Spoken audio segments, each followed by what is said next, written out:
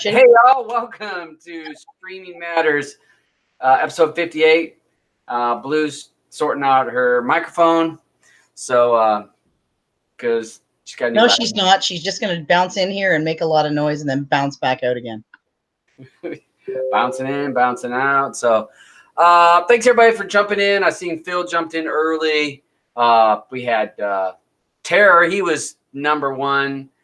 Gary wants to know if there's any good builds that work. Gary, stick with some of the bigger wizards.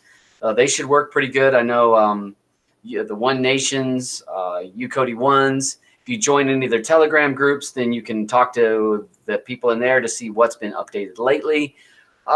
More times than not, build, unless you're using some super old build or people got a lot of old crap in it. So just asking some of the bigger groups, and you'll be able to check out. Hold on a second. I got to send this off to him. Oops. Hold on, folks. I'm trying to send one to Bo Knows. Bo Knows. Yeah. And because Blue's going to be doing, she's doing laptop maintenance. So she's having to redo her laptop. So, but I'm glad that she joined me. Thank you for joining me, Bill. You're welcome. And I just grabbed Kodi for the first time on this new hard drive. All right.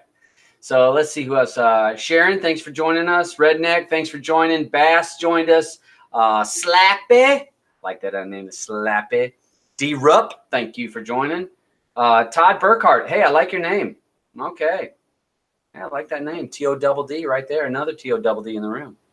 I don't know if we can handle two at one time. So thanks for everybody jumping in. I'll give us just a few minutes and we'll run through a few things that I felt like happening this week. We could talk about those things. If you have things that you'd like to talk about or questions, post it over here and I will do my best to sometimes I try to finish the subject that I'm talking about before we move back to the next question. If I fail to get your question, don't feel bad to ask it again. It's not that we're trying to ignore you or I'm trying to be rude. Sometimes I forget. I have attention issues and I have memory issues. I got all kinds of problems. You know, I got bad back. That's terrible. Oh, Lordy. Miguel, thanks for jumping in. Loki's jumped in. Loki with a Loki add-on. He's in here. Thanks for joining us. Leon, Dick has joined the house. Blue, settle down. Settle down. What's up, Bo? What's up, Buzz? What's up, Boo? Hey, nice. Hey, honey. Thanks for joining us, bud. I'm just kind of saying hi to everybody, trying to get things rolling before we start running through some of the stuff that's been going on. Okay.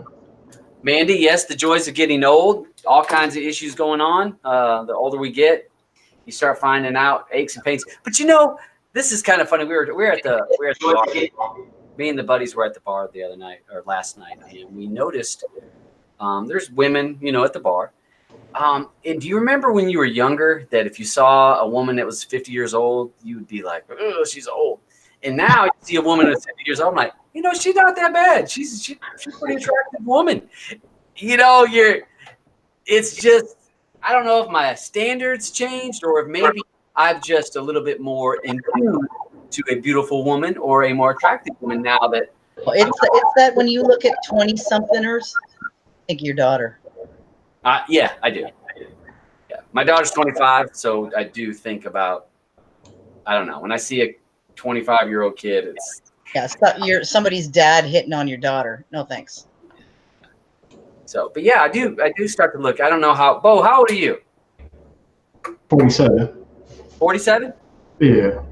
Yeah. So I mean, you're doing the same thing. When you're looking at some 50-year-old woman, you're like, dang, look at her. You know, I don't know. Maybe you're not. I thought he said 27, and I totally believed it. You see, thought I said what? She said she thought you said 27, and she believed it. Yeah, nah. I'll be next month. I'll be 47. Yeah, you young-looking guy. You young-looking guy, like me, a vampire. I'm a vampire. I told her I was gonna live for damn ever. Man, okay. So, but hey, good. I watched your show the other night. I don't think I was on that show. No, I watched your show that you did in the middle of the night.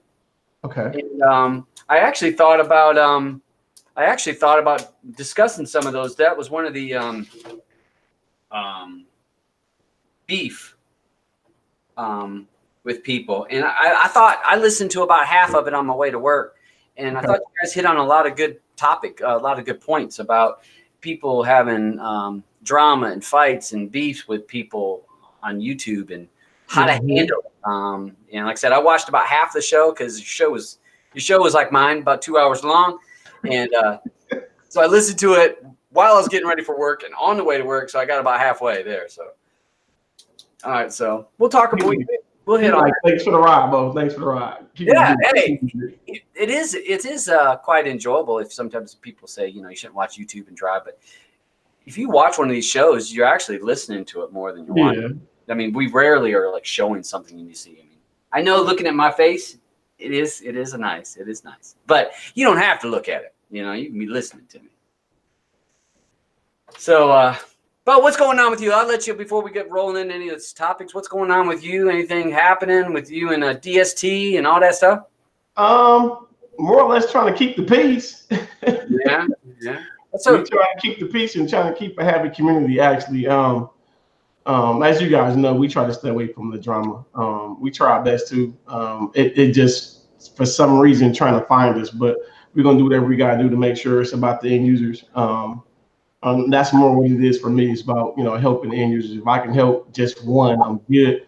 But other than that, I've been working on my Plex and actually been helping DVD a little bit on his Streamflix.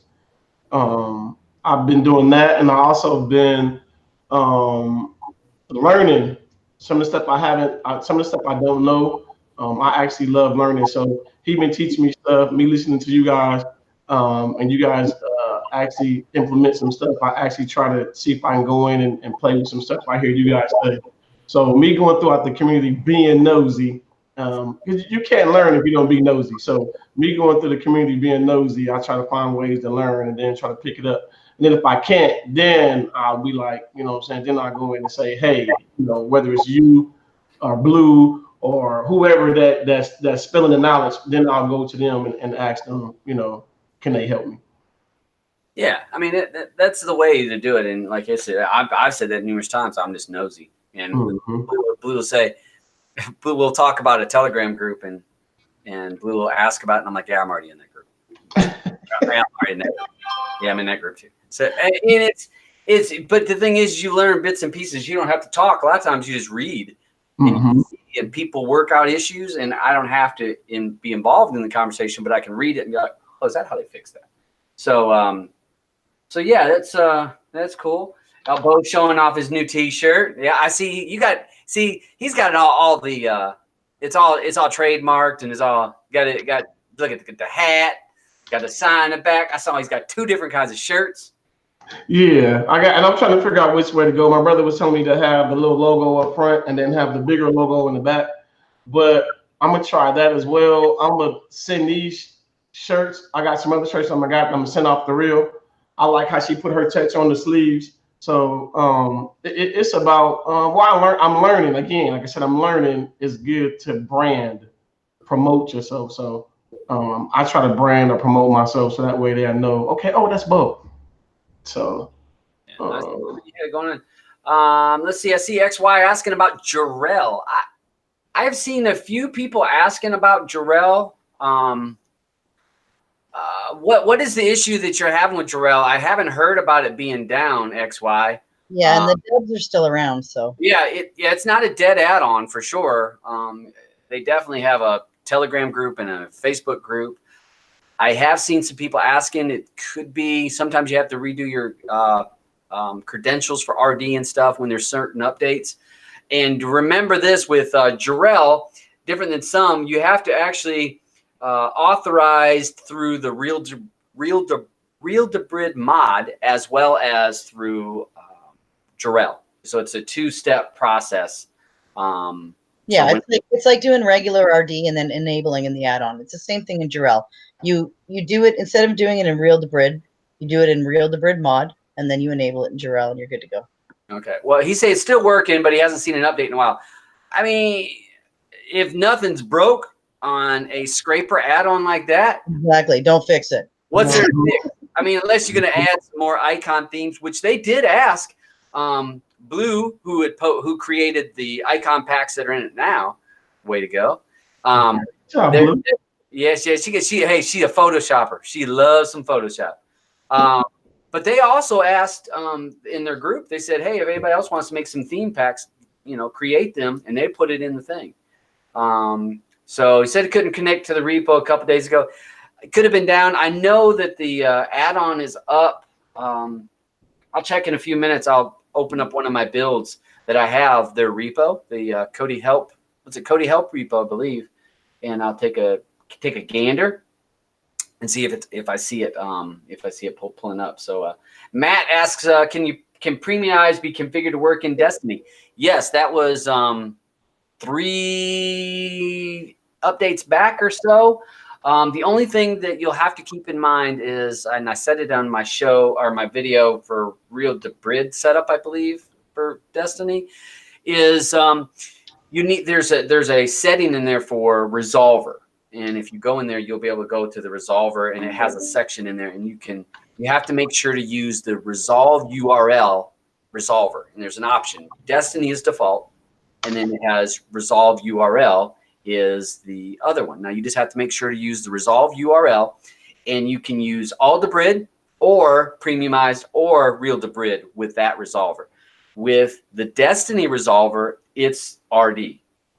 So just keep in mind, if you want to have those other two, all Debrid or Premiumized, you just need to use the resolve URL resolver, and it will work.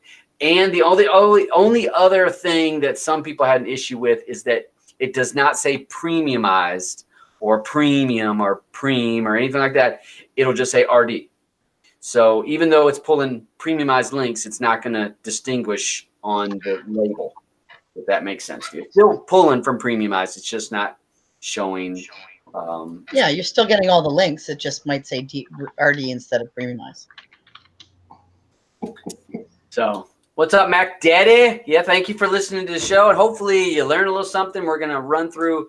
I've got some stuff about some add-ons. I got some stuff about some news that's popped up over the last few days. We're going to talk. I told Bo we're going to touch on that topic that he talked about with people having beef with others and how you handle that. And we're going to talk. Destiny. The gen lists. Don't let me forget that, Blue. You said gen list? You can throw a gen list in, yeah. Yeah. People want more. Okay, so I'm gonna go ahead and roll down through one of the new topics that came up today. And Blue, thank you, Ben. One of the things I noticed, today it came up that BeeTV had a takedown notice on their Dropbox, if I'm not mistaken. And so lots of people with their file links are having. So if you have a file linked in BeeTV, Dropbox is removing some of those BeeTV mods and stuff like that. It's posted on a few different places. Have you ever heard of anybody using Dropbox for Kodi since, I don't know, maybe the very beginning when you were sharing a build? I haven't. Yeah, but we'll see. These are small files. And, an APK, it's pretty But simple. Dropbox is like really, like, I mean, I had a program once that I was sharing with people, Microsoft program, and it flagged me right away. And it was like, no. Yeah, I don't know how to get away with it. Now, Bo probably, he messes with probably some file link stuff. And I know that there's lots of people that have it, but it seems like a lot of people are using Dropbox. So just for you to be aware, the way that I read it is that BeeTV got the takedown notice, and it also was sent to Dropbox. And now you see them Dropbox dropping off. So just keep in mind that may be happening. So BeeTV will be difficult. If you have it installed, it's probably going to work depending on where his server is pointing to. Not the server to download the APK, but actually where the APK calls back to. If that's on Dropbox, then it could stop working. If he has it redirected somewhere else, possibly it would continue to work. I know that, if you guys remember, Terrarium TV did that. the APK was gone, but it continued to work because of where it was pointing to. The APK itself was saying, look out here to this website to pull that list in the actual content. So it continued to work for a while. I don't know if that's how BeeTV is set up. I'm sure they're set up with where it's calling out to. So just be aware that it could happen if you're using that. I don't know if I would be using Dropbox for me. I think you got to be careful about where you host these things. I've said it numerous, keeping yourself anonymous as possible if you're hosting certain things. And if you guys remember Droid Buddy, I kind of oversaw Droid Buddy at some points and put the content out there. And it got to a point where that was one of the reasons why I pulled Droid Buddy. I just got nervous of hosting all those APKs and even pointing those APKs to different websites. I just felt like there was something coming on that. I felt like I was putting myself out there for people to get it for free, and that at some point there was going to be takedown notices. And it wasn't long. If you guys remember, Demi got one. I think New Tech Evolution got one. There was Smash up in. He got one from Canada. There was numerous people that were hosting APKs all got hit with takedown notices to their ISP, to their hosting company. So you got to be careful with that. Where you host it, these companies, Dropbox, Google Drive, whoever. I'm sorry, they are going to drop you like a hot potato, and they're going to pull whatever is flagged on a takedown notice. They will pull it immediately. They will not. They're not going to come and ask you and talk to you about it. This is going to pull it because it's a risk, and they're thinking the risk of a lawsuit is not worth trying to keep you happy because they'll piss you off in a minute to keep from being sued. And that's a takedown notices. That's what it is. It's a take this down, or we could come after your hosting company for sharing this. And these companies, YouTube does it. YouTube does it. You have something on there that I posted gaming on how to get ROMs, and I showed how to get them Super Mario Brothers. I showed you how to download it, how to emulate it, how to play it on a computer, and I'm showing you how to do it. And a day later, a takedown notice, and that video was gone. And I got a strike and 90 days in the penalty box, and there was no question from YouTube. They didn't call me and say, hey, can you just take it down? No. The video was removed. 90-day penalty box where you can't do live shows and all that kind of stuff. So these companies are not going to play. Just not. So be careful. Just be careful out there. So BeeTV may be gone, or unless they move, I don't know. I'm not sure who's behind them. And that's probably why it's been acting the way it's been acting. It might be in the rise of actually leaving. Yeah, it could. I mean, you think about it. I mean, even with you getting donations, these companies, some of these guys with APKs getting donations, I'm sorry, it's not worth the risk unless you're making lots of money. It's not going to be worth the risk of a possible civil lawsuit. It's not going to be a criminal. It can just be a civil. And again, I've said it before. All they got to do is take you to court. Take you to court and drag you through court and drag you out of your job, make you go get a lawyer and all that crap that may or may not happen. And it's very more likely not to happen than it is to happen. But if it does happen and you have to go to court and say that you're found innocent, you still lost work. You still had to get a lawyer. You still have money coming out of your pocket. You're sweating it. And if your old lady wasn't happy with your hobby, she may be leaving your ass because she'd be like, I didn't sign up for all this.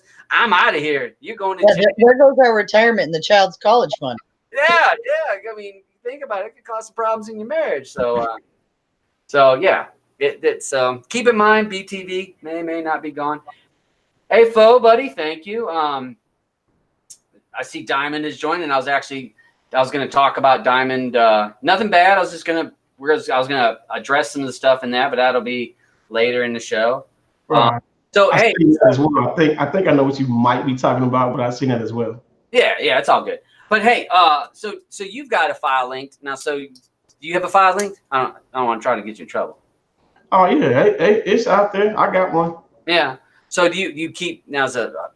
I mean, to me, it was when I first saw it, it was just like Droid Buddy, but it was posted out and then you put what content you wanted, and you post where it was. You posted the image, very like Droid Buddy, except for Droid Buddy was just kind of run by one person setting it up, the XMLs, and so very similar to that. You just point to it. Now you have to point to the APK zip file, correct? Correct. Yeah. So you point to it to wherever it's at. And the problem is if you post to some sites, like say a site is hosting this, because there's plenty of mirrored sites that are hosting these. I found even with Droid Buddy, if I pointed to that site, it actually would not open it.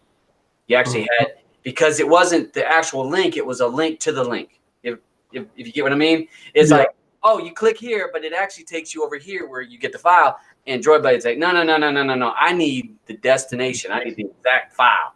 So you couldn't do it to make it, because I tried to use it as often as possible. I tried to use other sites, but if they changed the word or if they changed the link, boom, the link died. So, and that's where you get the exclamation point from majority of the time. Yeah, it's a pain in the ass. So to be honest, I did it for a while.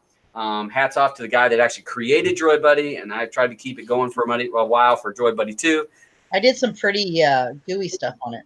You did, yeah. You helped with it. I mean, we had a lot of people were working on that project for a while, and I mean, the guy that created it he came up with the idea, and then he got nervous on it, and then I took it over for a while and did it, and it was a pain in the ass after a while, and it got super popular. My server was getting hammered, but I was hosting too many APKs, and then I just got nervous. I started thinking, wait a minute, this has got my name on it.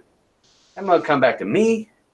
And pulled it, and it wasn't probably a month later than that's when everybody got their APK hollers. So one of the other things, and Diamond mentioned it there, and so I'm going to show where he had talked about he's talking about his APK servers in Russia. Well, I will say this: I don't know if you've read that Russia is starting to play some hardball with pirating, and I was reading the thing where Russia has starting to work towards blocking VPNs. So they have a list of 10 VPNs already. And I want to say Nord, Hide My Ass, IP Vanish. That was a name on there. And there was 10 of them. And I knew about 5 of them off the top of my head. I noticed them all. Yep. That they're going to be blocked. So if you were in Russia, you will not be able to access those services because they deem them as possible pirating. So I don't know if Russia is still going to stay as safe harbor unless you're in. I guess if you're in tight with the Russian mafia, you might be able to be good. But they've run by the mafia a lot. So but yeah, they're going to be stopping their VPN, and they said they're going to start blocking within the month. So if you're in PIA was not on the list, but so if you are living in Russia, there's possibly you may see some VPNs, which I don't know how good of a following I have in Russia. I might not have a really good following there. What about you guys saw the Stadia? Did you happen to see that? Stadia Stadia by Google. It's a new gaming device or a new gaming service, I should say. What they're going to offer here, and I'll pull it up, and what this is going to be a cloud-based gaming service. Anybody, you've got a Shield, right? Yeah, I got a Shield. You got a Shield. All right, GeForce? Yes. Cloud-based gaming where you can play some of your games from the cloud and stream it to your device. Right. So what Google is doing here is they're going to offer this type of service, and it's going to use the Chrome browser, and from the way it reads, you will not download like you do download stuff to your Shield. You have to actually download stuff. Some games you download the game and play it via that way. Some you can stream directly from the cloud. This is going to be all cloud-based gaming.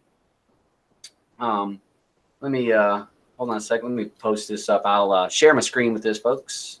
Did they say is it in there when they supposed to try to come out with it? It will be out November 7th, November of this year. So you can see here, there's the Stadia Founders Edition, which is $129. What that gets you for $129, because the service is free. Well, no, let me back up. The service is going to be $10 a month.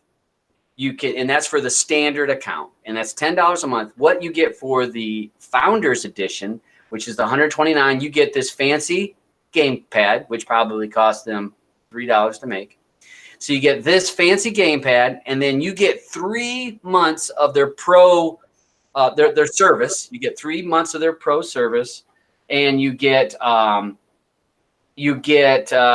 on a second. You get the 4K. You'll be able to get the 4K, 60 frames per second, 5.1 surround sound.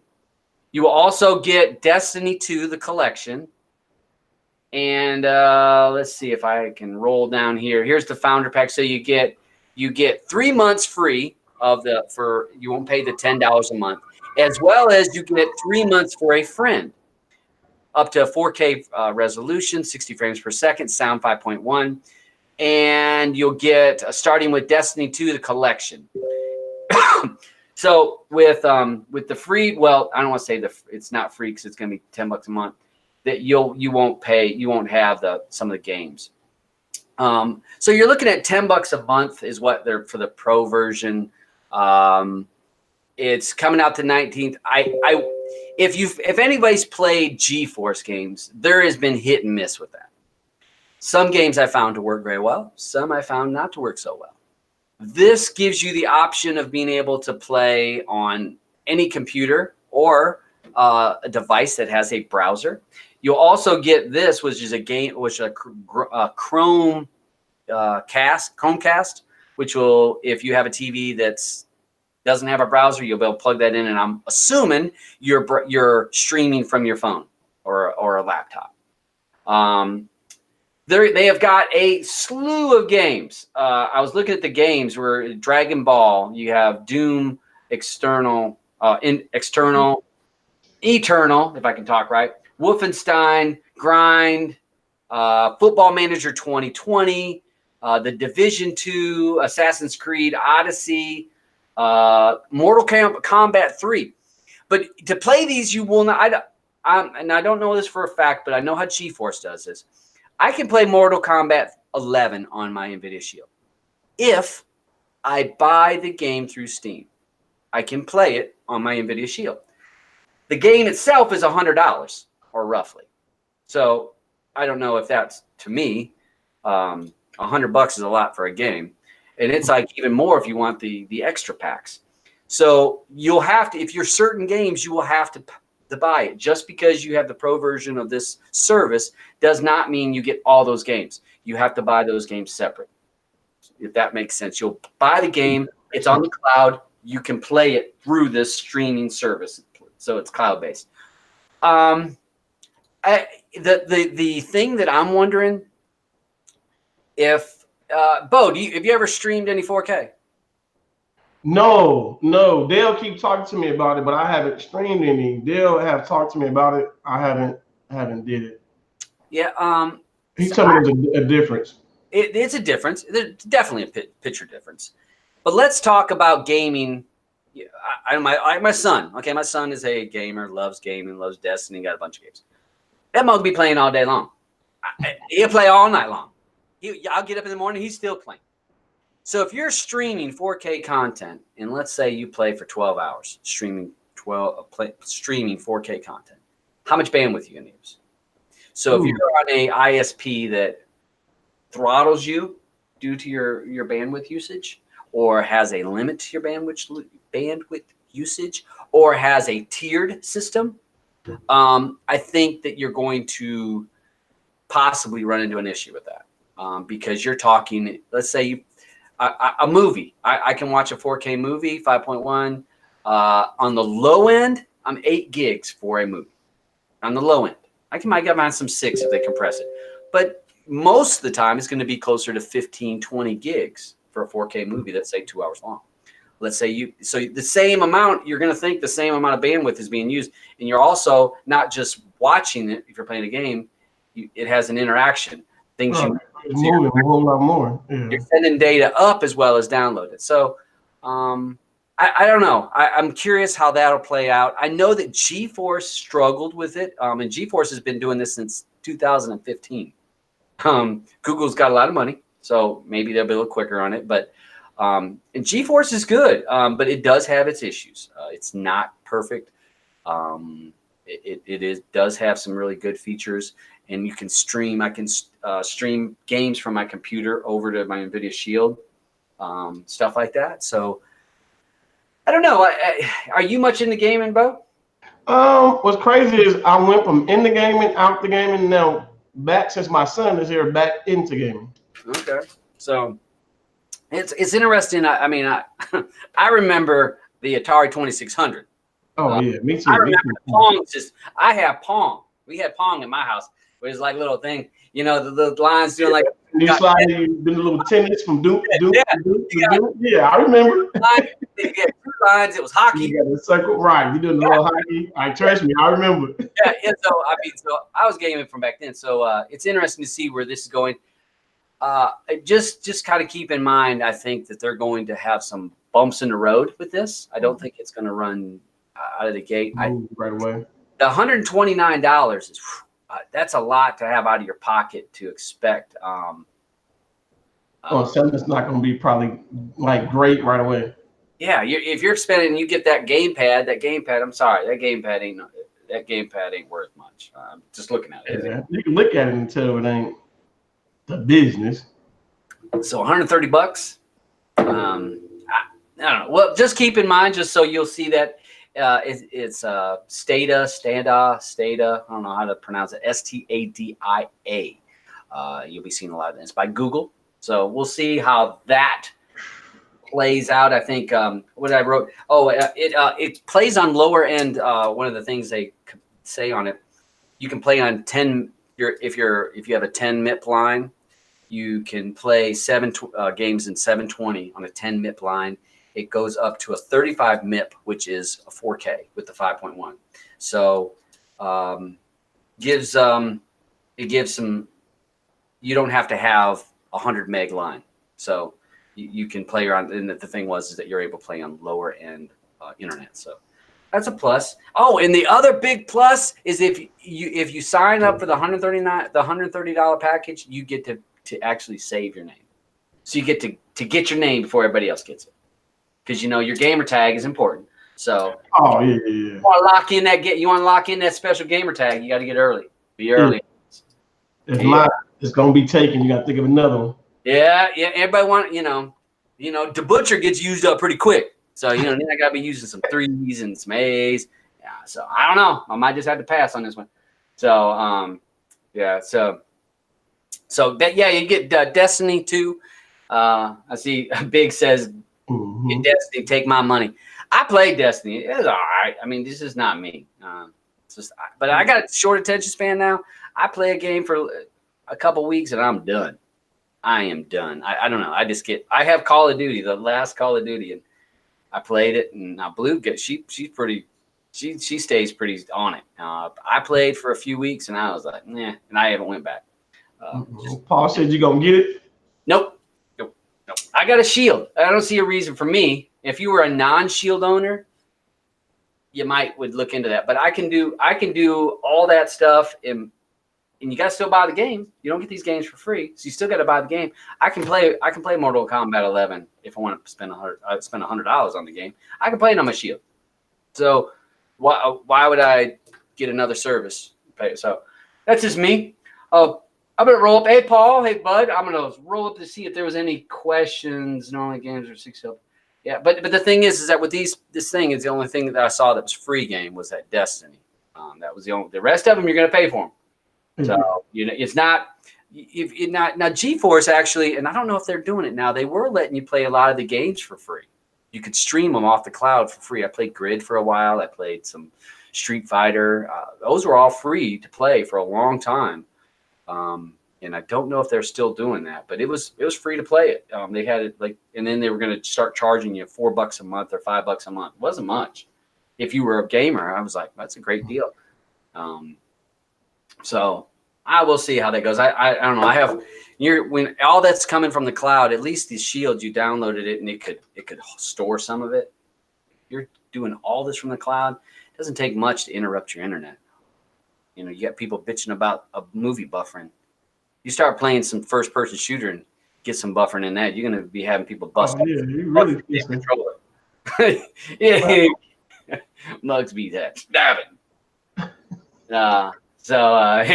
I didn't cruelly. I mean, let's see. So we had that going on. That game was going on. Like I said, we'll see what goes on that. Mr. WaKo, one of the things about WaKo, hey, Juggernaut, I see Joe jumped in the room there. Hey, bud. So WaKo, people watched the video I did on WaKo, and that was an application that goes on your phone, a Droid phone. You can, I think they were offering on Apple. I know he had some issues with Apple licensing. He was dealing with some stuff, and I don't have an Apple product, so I can't speak that got to the Apple store, but I know he was having some issues getting it in the Apple store. But it's in the Google store, Google Play Store, and you can download it. And what it did or does is that you can pull up your tracked list on your phone, and then you can send it to your Kodi device. So, and you can queue it up. Now, I did a video on this a few weeks back, and this guy has been busy. So let me show you. I'm going to share my screen here, folkies. Let's see here. Let's minimize all this. So I'm going to crank up BlueStacks. I'm going to do an emulating on here so that make it easy for you to see.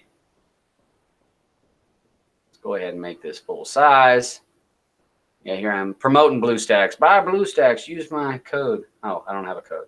All right. So what he did. So I'm going to open up WaKo, and again, it could be WaKo, WaKo. I asked the developer. I said, "How do I pronounce it?" Because I didn't want to pronounce it incorrectly. And he says, "I don't know. English is not my first language. I just wanted it to watch on Kodi.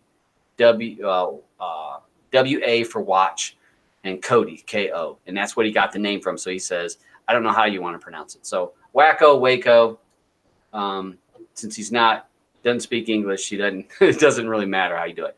So I showed this on the thing. You can configure, and this is, you link this to your Kodi device and you set up with the IP, and I showed you in the video how to do that. Back out of this. One of the things he did add since I did my video was this open buttons. Before, all you could do was open Elementum. You could open up Open Meta, I think was all. I can't remember if Saren was already allowed at that time. But since my video, he offers that Saren, Gaia, Open Meta, Yoda. He added Venom, X's Redux, Redo, Premiumizer, Realizer, which that's for premium. If you have a premiumized account, that's what this plugin is. If you have a real Debrid account, this works. It's an add-on for it.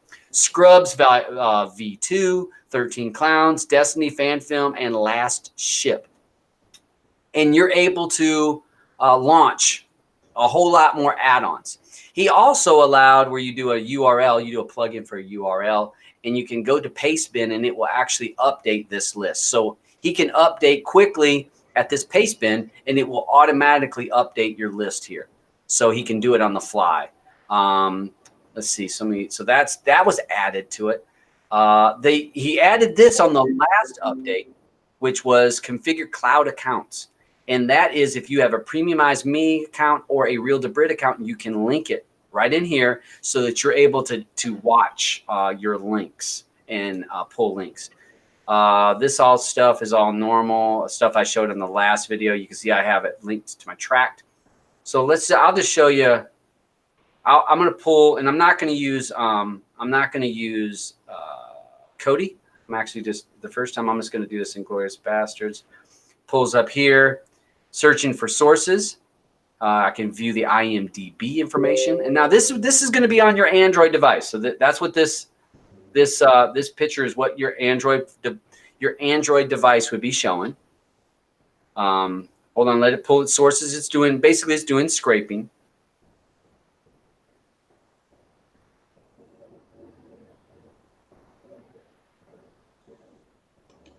Give it a few more seconds. You see, this is all right. So there we go. So now it tells you it found a link here at CPAS Bean 1080 Inglorious Bastards proper mod. So I could click this to open it, but what I'm going to do is go down here to sources, and here I can actually see the links. And here's a 10 gig. And you see it's a magnet link. Here's a Zoogle, Sky. And you can see it's cached, so that means it's on Real Debrid. So let's say I want to do it. Now, one of the things he added on this last feature was he added VLC player. I can watch this directly from on my VLC player on my device. So let me click this. Gives me this pop-up. How do I want to watch this? Through a browser? Do I want to copy the URL? Do I want to watch it through Kodi or VLC? Let me just show you the VLC. And this will open up VLC player, and I'm watching on the device. Now, this isn't sending it necessarily to my device. So that's how that would work. So we got that. Let me show you what happens if you have Kodi. So I'm going to open up Kodi over here. And, okay. So let me go down here to Kodi, and I'll show you what this would look like if, and my computer's going to run slow because I got way too many things running. So I'm going to turn on Destiny. Let's open up. Well, actually, back that up. Back this thing up. All right. So I just have Kodi open, folks. Okay. So, all right, what I'm going to do, and I'm going to make this a smaller screen so I can share the screens here. System or is it interface? Display. I want it windowed. All right, so I want it windowed, and I'm going to shrink this down. Yeah, this is probably not real good for me to be doing all these things at one time. So, but we're going to try this. We're going to try it without crashing my computer. All right, so let's say this is your TV. All right, this is your TV. We'll pull it back. We're going back to just regular Kodi. So this is my TV, my Android device, whatever's running Kodi. I have it open. So let's say I wanted to watch this one right here. We should come up with how do I want to watch it. Let's say I want to watch it with Kodi. Let's see. It should over here and to my right. Can't remember which one. And it's watching it right on my device. Oh, and that looks like it's watching through Destiny. Can't remember. You can actually set, like I told you before, and it has a little remote. You can set which add-on you want to open on your Kodi device. So you can do this from your phone.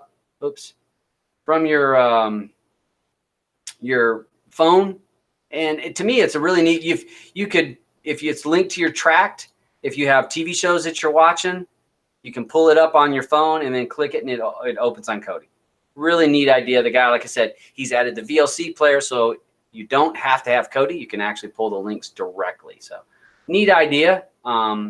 Keep your eye on that if you're somebody that's kind of a techie dude, like to try different shit.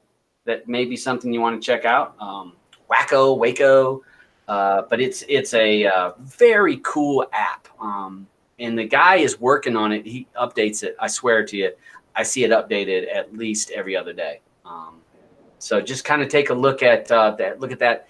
And if it's so easy to pull it up on your phone and what movie you want to watch or TV, and then hit it, and it pops up on your TV instead of having to do the search and stuff like that. So I'm gonna start playing with that, Butch. I actually like that.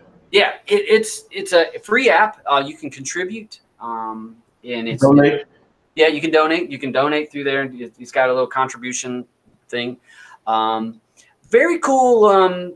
I think he's got a good idea there. Yeah, it's a good concept. I actually like it. Yeah, and if you link it with your tracked, it just makes it so easy. And one of the complaints, there's one thing where people are you can actually pull certain links.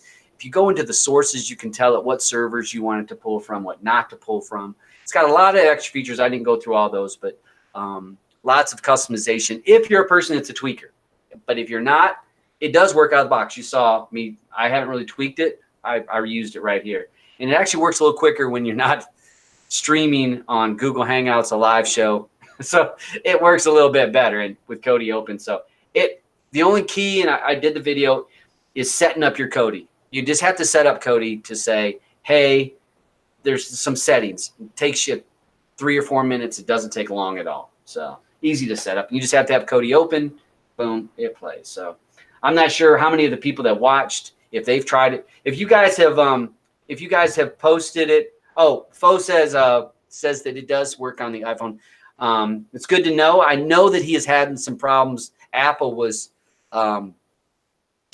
was posting some issues that they saw as possible flags, and he posted that they listed numerous things that they were like, well, this could possibly break this. It could probably break this rule. So maybe it stays in the Apple Store. I would not lean for it to be able. My gut feeling says they'll reject it. I think it just Apple. I don't think is going to take a risk on it for very long. So yeah, I think it's under the radar right now. But I think once Apple really looks, and even Play Store, once they start really looking at it, I think they're going to really think. And the key. This is the other thing. If it was just a remote and it accessed Kodi on your TV, but with you're able to access that stuff and content right on your phone, you don't need Kodi. You just say your laptop or your not your laptop, but your tablet, your Android tablet, and you're pulling that content. You pull it, search for it, pull it, play it on your device. I think that's where it's gonna the Play Store is going to say no, that's we're not getting caught up in that. What's up, Gall? Yeah, Dabs has. I try to have some information there, Mr. Juggernaut. I try to stay on top of a few things.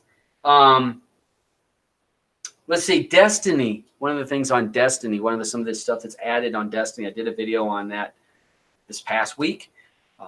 This was Sunday, with integrating Gen into your Gen list into Destiny. And now you not only have to use universal scrapers, now you have the ability to use Destiny scrapers. That is a really good for people that are Kodi users. Not everyone in here uses Kodi, but people that are Kodi users, when those scrapers work really well, because he pulls from Gaia. He's pulling some scrapers from Gaia, some from the old Exodus. What was that Exodus fork? Wasn't Lambda. It was like Lambda scrapers, and they called it something else. But he pulled some scrapers. But he went through and like handpicked the scrapers that work well, fixed a few, and so he has his own scraper library, and they work really, really well. So to be able to use your Gen to tap into that library makes your Gen even better, because you're able to pull that content that you want without a lot of problems. So that's a really open scrapers. Thank you, Fo. Fo got all the information. Where Tan? Tan, why ain't you here? I need you here, Tan, because you got that information. Okay. Yeah, that's Fo is Tan. But yeah, open scrapers was the name of that one, and that was the Exodus Redux, and then Lambda scrapers and open scrapers. It was the same package. They just kept changing the name. But he pulled scrapers from each of those that works really, really well. One of the things we wanted to talk about, though, the one thing I want to talk about, and it has been asked over and over, and that was about where can I get the address, the main URL, the main XML for the big add-ons that are gens. Now, Gen add-ons are anything that's in just about anything that's in Destiny is a gen. Maverick, Supremacy, Magic Dragon works, but I don't know if it's a gen. StarTech, that new org, there's an org new add-on. I saw it's top of real high up in the Kodi apps group or chart. Org or ogre, that's a gen. And I'd have to say, when you look at that list of Kodi apps, I would safely say 60 to 70% of those are gens. Meaning, and it's just a template. It's a template how to make an add-on. And you're able to take any of those lists. Those type of lists can be put into Destiny. And now what we have people doing is they say, well, give me a main URL for some of these add-ons so I can put those in my Destiny. The problem that runs into, and I have not given out any URLs. Actually, Diamond Builds gave his 7 of 9. He gave out his URL. And I actually, at the end of my video, the video where I talk about it, I say, I welcome anybody that wants to give their main URL in the art so people can add to their Destiny. They would be able to have that gen inside Destiny. Almost like what Death Star does. If anybody's opened Death Star and it has all those add-ons inside that one. So what's the idea you're getting at. And I said, anybody that wants to offer their add-ons, offer it up, and they can post it on the comments, and then people could take that URL and put it in their Destiny, and they would have another add-on inside of the Destiny add-on. I said completely voluntary. Not going to put it out, not force people to do it. And Diamond Builds offered it. I offered up my reality TV add-on, put it out there, said, hey, anybody wants to use it can use it. But what you're going to find is people are going to want, I want the Star Tech, or I want Death Star, or I want the Kraken, or I want the Supremacy, or I want any of these others that are gens. And I posted that you're probably not going to find people to give those addresses up. And the reason why is because someone creates an add-on, they don't want that add-on out there to where people are going to grab that add-on and stick it in their add-on. Now, and I'll let Blue talk to explain what her thoughts on this is, and this is my thoughts on it. Whatever you do on your home setup is your own business. I can't stop you if you want to put every single gen in your Destiny. That's up to you. Fine, whatever. I have no problem. The problem that ends up happening is if I show you how to get the main URL for any gen, because nothing is hidden in Kodi. If people think it's hidden, it's not hidden. If you want to get that URL, you're going to be able to get it. But I'm not going to show you how to do it, because if I show you how to do it and then you go do that to some of the big add-ons, and then you go and you put it in a Destiny fork, and then you put it out there and you say, hey, everybody, come get my add-on because I have all the other add-ons inside my add-on. Come get my add-on. I want to be popular. I want to be at the top of the list. I want to be the top dog. I want to be popular because the community deserves to have all these add-ons in one. I don't want to add to teaching somebody how to put that out there, if that's making sense. But if you want to do that and put it on your own device, who knows? Who cares? You have it at your home. You have it for your couple of devices you have.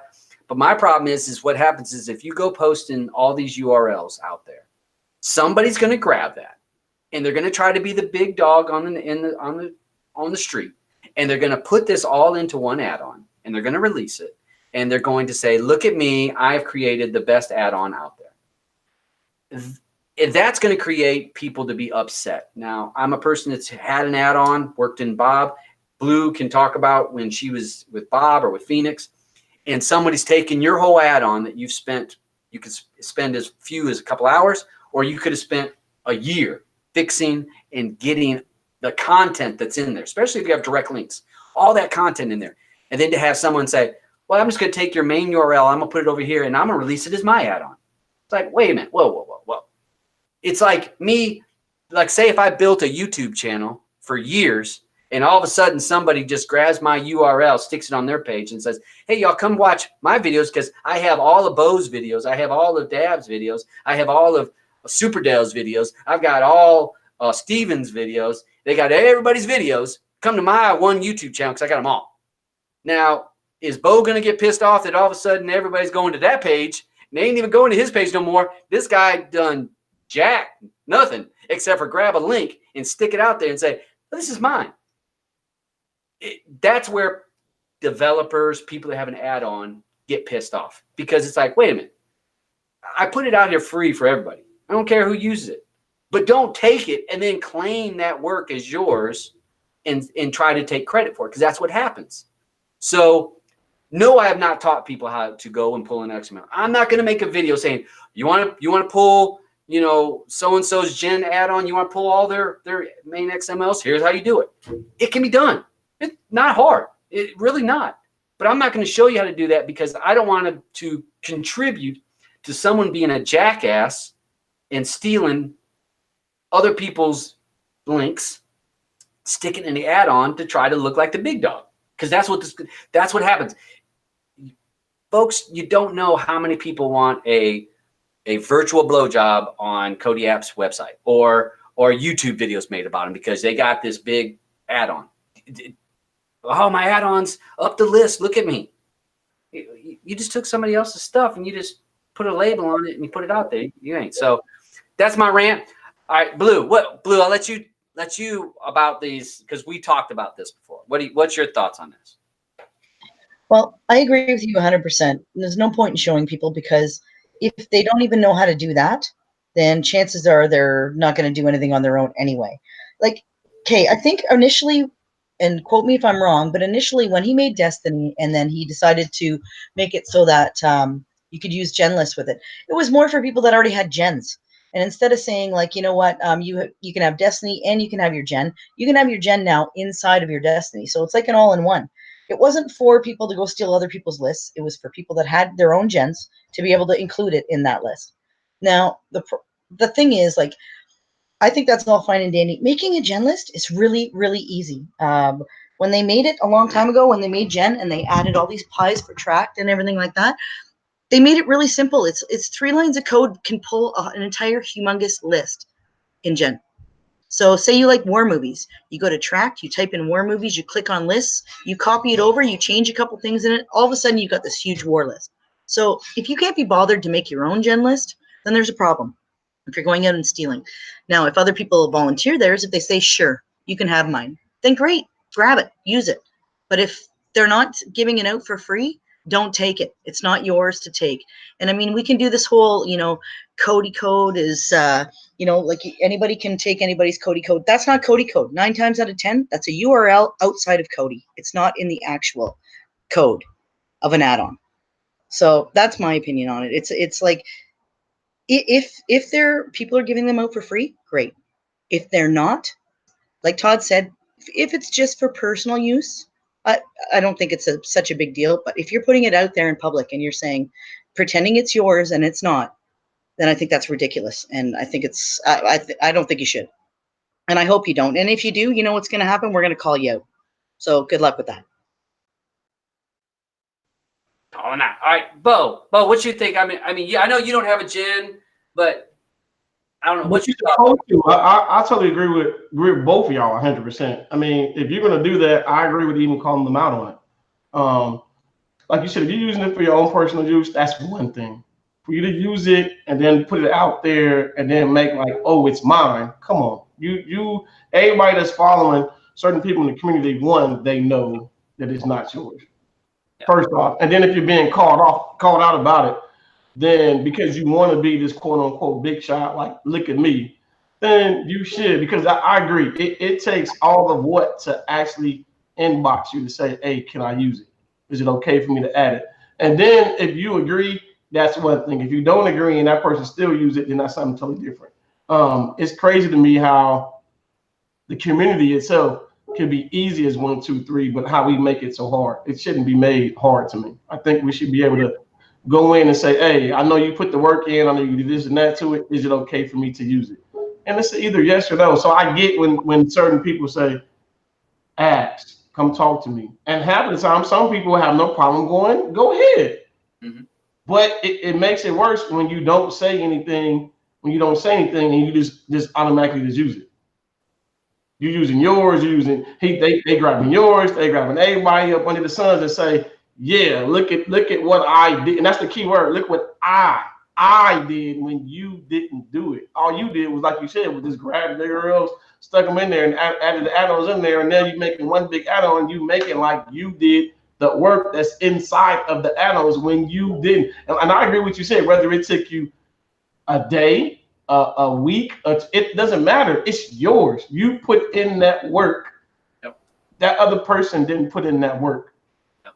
And I mean, there's I'll use an example, StarTech, a brilliant add-on. I mean, that guy has so much content.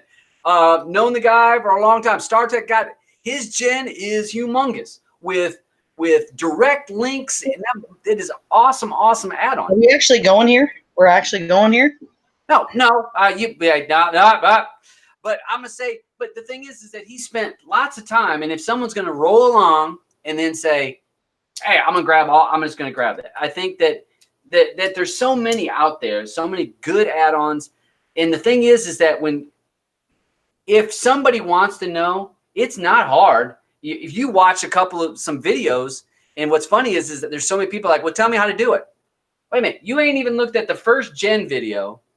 If you ain't even looked at a 15, 20-minute video to understand just the basics of gen, but you want me to tell you how to make it. Wait a minute. How much work you going to even put in? If you can't even, because like I said, nothing is hidden. Even if you base coded 64, it's not hard to fix it. Not the hard to unhide. So, you know, it's not hard to do, folks. Just do the right things. Please don't make some gigantic all-in-one add-on. It's what I'm asking. Just, and because if you do that, do it for your own personal use. And again, if you want to learn how to do it, do some research.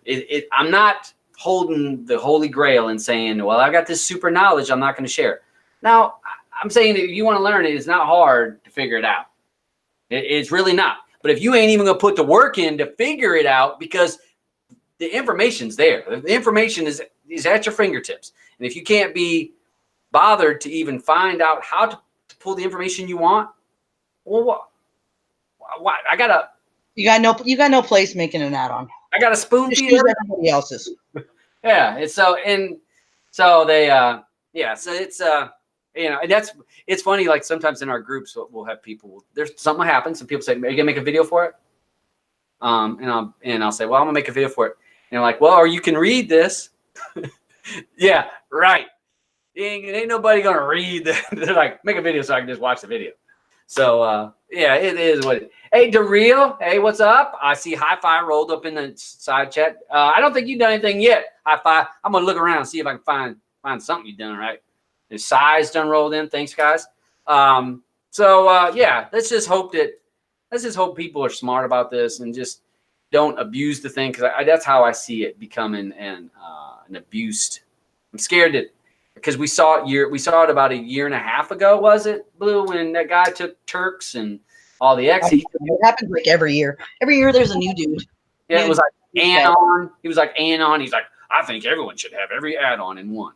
And he went and grabbed out. And remember, there was like a boycott. All the people pulled their XMLs, and it was a whole big stink for about 2 weeks.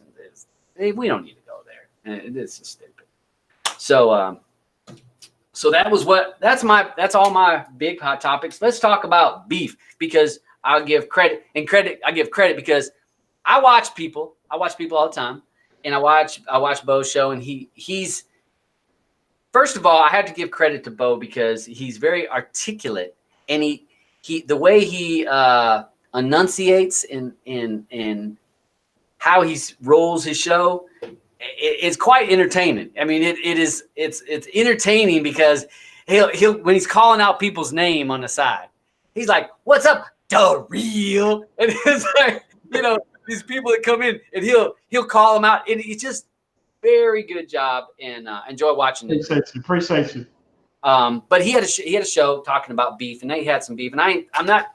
It's not so much about what beef people had, or it's not about that. It's about how you handle things, how we handle things, and how we approach it when somebody comes at us wrong or comes at us a little bit funny or. Can I just say one thing, Todd? I'm fucking horrible. I'm fucking horrible at that. Yeah. You come at me, I'm coming out swinging. Well, yeah, you do. You do. And that's it, usually we got to kind of pull her back, because she's like, oh, hell no. Oh, hell no. Oh, man. She'll go off, and I'm like, whoa. Let's think about this before He's very good at talking me out of stuff. Let's think about what we say before we say it. And she's like, hell no, they don't even know what the hell they're talking about. And I'm like, head, I'm telling you, Bo, head bobbing, and her finger up like I believe it. Trust me, I can see Blue actually moving her head too. No, but the funny part about that is, do I sound Southern at all? Oh, hell no. Oh, hell. Blue, you see DeReal saying that's her too, so. I'm not Southern though. Good old Canadian. I'd be like, fuck you. Oh, fuck you, eh? But the thing is how we handle things, and you had a good show on that, and you guys handling beef, and how and Bo says, if you get me out of my character, you did a good job. He goes, he goes, I stay in character. He goes, you know, I ain't gonna be cussing and swearing and getting all upset. You actually listen to the show. You actually listen to the show. I feel that I mean, we all here for a reason. You even doing the show, I feel like we all do the things that we do for a reason. That's everyday life. And within saying that, I actually we all come in to come see what Todd, what the butcher have to say, what knowledge he bringing to us. So it sucks when you have somebody that want to interrupt you on whatever it is that you're doing, or want to say what you're saying is not right or it's totally wrong. When yeah, and see real, I laugh because real, you'll have real. Maybe J Mac will do the parts of the bad part that I can't do. They'll do it for me. Yeah. And it's funny because when Blue was talking, I said I can see you being me and then Blue being the real. So I'm laughing because they probably the bad part of what me and you don't do. We the calm, cool, collect the ones. And they like, what? Bo, you ain't gonna say it. I'm gonna say it. So you ain't gonna say it, Todd. I'm gonna say it. So hey, you've actually heard some of our conversations. Because no, I'm gonna say it. I'm like, no. And you stay like, nah, calm it down. But you have to. I think the community itself. I think if it wasn't so much about me, I think we wouldn't have a lot of issues that we have. Yeah. In the system. If everybody would actually go out in the community and not make it so much about them.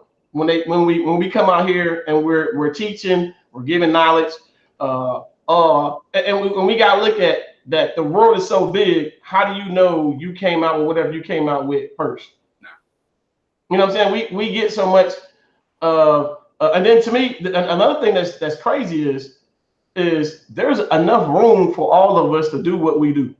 Mm-hmm. There's a lot of room because you don't teach the way I teach. I definitely don't teach the way you teach. Real, DVD, some of the new up and coming people that's coming up, the big people. I mean, and we all can say that there's a couple people on YouTube that I don't like, but I still watch them. Yeah, there's definitely some people I don't like. But I ain't gonna call them out. I ain't gonna call them out. I just choose. And that makes it. And that makes it the way. And that, but see, Todd, that's one of the biggest things that I love about you. They're not gonna stop you from doing what you do.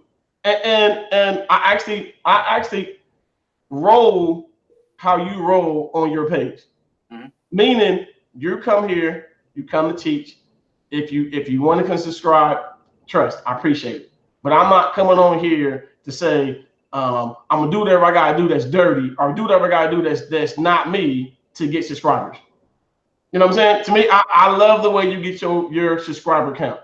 Yeah. And now the way you get it, the faithful ones, and you know what I mean, the faithful ones, when you come on, will always come on and give you that support.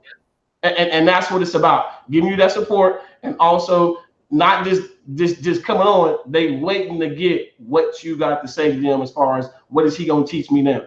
And that's the best part. That's totally true, except for me. I'm just like, yeah, apparently I have to come on every time. Horrible. It's like torture. Gotta sit here and drink wine. Yeah, she's wait till she gets about to a fourth class. That's when she keeps. I'm only on 2.5 right now, honey. Yeah, we got about a glass and a half before that mute stays off, and we ain't gonna be able to get her stopped. Oh Christ, yeah. We got Big. Big said his list is growing. I don't like. The thing is, and I go back to, if you guys remember Mitch, and he's gone. Mm-hmm. YouTube took care of that. Good Lord, thank God. All right, so and it wasn't even a beef when I had with Mitch. It wasn't even a beef. It was that he was saying untrue things. Yep. Noobs and Nerds was around back then, and I'm not going to go through all of it, but he was saying untruthful things. And he did a video, and he says, this is happening. Nan is trying to go against the community. Nan is knocking down all these people. And he said numerous things completely untrue. And I watched this video, and he's like, they're against the community. It's supposed to be. And I'm like, first of all, you've been in the community for 2 damn months. Okay. Yeah. So first of all, you've been here for 2 months. All you do is make videos, and 3 or 4 videos a day. You're here for the paycheck. And that's why you're here. And hey, guess what? I don't care if that's why you're here, but don't lie. Don't lie to try to create something. And you can find me. I don't know many other YouTubers that I post my Twitter handle, a Telegram group. People that message me on Telegram every single day. And if I'm not at work, I'm responding. And I'm going to answer you. So I'm not like some prima donna that you can't find. So if you got a question, ask me. And he had untruthful things. And I did my video. I did a video response. The only video response I've ever had. First of all, you responded to his video, and I think he removed your comments. Yeah, you're correct. I responded with a long 0.1, 0.2, 0.3, 0.4. And then Mug had like 8 things that I said that he was incorrect about. And I said, you might want to ask, and I'll be happy to help you if you have any other questions. And I had point. And then he deleted my comment. And I was like, oh. And then, then he had basically only positive comments was on his page. Anybody that had negative, he removed it. And I'm like, one-sided damn dog. I don't mind people coming on my comments and say, Todd, you were wrong. Okay, what was I wrong about? Tell me. Or I didn't really like your video because X, Y, Z. Fine. Okay. I'm not going to remove it. You know what the honest to God difference is? It's a really, really simple difference. You're a man. Say it again. Say it again, Blue. Say it again, Blue. Yeah, he's a man. It's a child that won't admit they're wrong. A man will go, you know what? Oh, geez, I didn't know that. Sorry about that. And you'll put information out there saying, if you have a next show, you'll correct yourself. And you say, on my last show, I said this. And you know what? I found out since then, it's wrong. Yeah. Then we'll admit when he's wrong. I have done that. And there has been times where I was incorrect about things. And I'm like, hey, that's my There's nothing wrong with saying I was wrong. Yeah. But the thing is all right, so then we had, all right, so that happened, and I made a video, and my video did not slam him. I just said, hey, he removed all my comments, and I went through and made a video. These are the points that it was incorrect. And I just said, these were incorrect. I'm saying these are correct. If you want information, come back to me. And, people say drama sells, drama's exciting. It's one of my top rated, or one of my top watched videos. It's like in the top 5 for videos. It is in the top #1 for most disliked videos that I've ever done. That's because you had more followers than you when this bullshit. Yeah, maybe, but I probably had 100 or 200 dislikes on that video. Most of my videos, I get 3. I get the 2 or 3 that dislike almost every one of my videos. And we pretty much know who they are. So yeah, that's cool. But that's the part that's funny, Blue. When I'm the same way. When I get my dislikes, I pretty much know where they come from. Well, one of them is always me. One of them is always me, just to keep them humble. And then Griff, you gotta know Griff's gotta have. I'm just kidding. But drama does sell. It pulls in a lot of your viewers. People like it, exciting. If you're gonna fight and argue, people love it. People love Jerry Springer. How long did that go online? So people like it, but the thing is that it also will bring you your most negative. I had the most negative comments was on that video, and almost, I'd say 95% of those comments still on that are still on that video. I didn't remove them unless someone got very nasty, a lot of cussing, and very rude in their vulgar language. Then I would remove it. Other than that, what I feel like this. I'm not going to remove your comments because I want people to know who you are. Right or wrong. I want people to know the true you, because I tell people all the time, people can put up a fake front until things get a little heated. Yeah. Things are heated. That's when you see the real them. Say it again, Ty. I said it yesterday. Say it again. When it gets heated, that's when you see the real person. When someone drinks, you see the real them. You can go jam that up your hole. See, look at it. She's coming out. No, I'm kidding. But yeah, sarcastic anymore. No, shut up. Sit down. You're so not getting any next time. Yeah, I'm not worried about that. So I don't even. All right, so but yeah, it's how you deal with it. And I had this past week on Diamond Build misunderstood. I saw that. And he made a video, said I was blocking him and this and that and then says I wasn't caring about users. And it was a YouTube mistake. YouTube is blocking his comments. It wasn't even me. It said I had a review, and I went to the review page, and it wasn't there. You know how you can review something and say it's okay or delete it. And so it was in the review. It was there was a review, but I couldn't see it. And so I saw it on the all comments. So you can see it like for YouTube, it shows all the comments. So I could see it in there, but it didn't show it as unflag or not flag. It was just there, but on my normal page, it wasn't there. So I wrote an explanation. Hey, I didn't remove your video. I didn't remove your comment. I wasn't trying to hate on you. I'm not trying to be a prima donna. And I explained to him 1, 2, 3. I didn't go after him, and I explained my reasons why I'm not giving people the URL, how to find a main URL. And he came back and he went and he noticed, he did some research by posting and found out that his account, YouTube is blocking his accounts, is blocking his one main account when he posts on some YouTube page, especially if he posts a URL. When you post a URL, YouTube flags it in the comments as possible spam. Because, Bo, you've had people post URL and they're spamming. Like, hey, you like this video, come to my channel. And they'll or, hey, you like this video, how about these brand new crotchless underwear? Yeah. Now, so yeah, that happens. So, but I will say that, so I responded and he went and saw that it wasn't, and he actually made a video, the next day, made a video and said, you know what? I want to apologize to Dabs. He did not block my comment. It is something with YouTube. And because I'm posting URLs, YouTube has flagged this. And he did an experiment with some of his other accounts and saw that his comments were being flagged and not even in the review. It's like almost, it's deleted and it's not reviewable for the YouTuber. So he apologized and said, you know what? I apologize. I was incorrect. And because you know what? I already had his address when I was heading over there. No, we didn't. We don't want that because she gets feisty. So, but I respected that he actually came back and said, you know what, I was incorrect about that. But it's even better to just do it and move on. Yeah.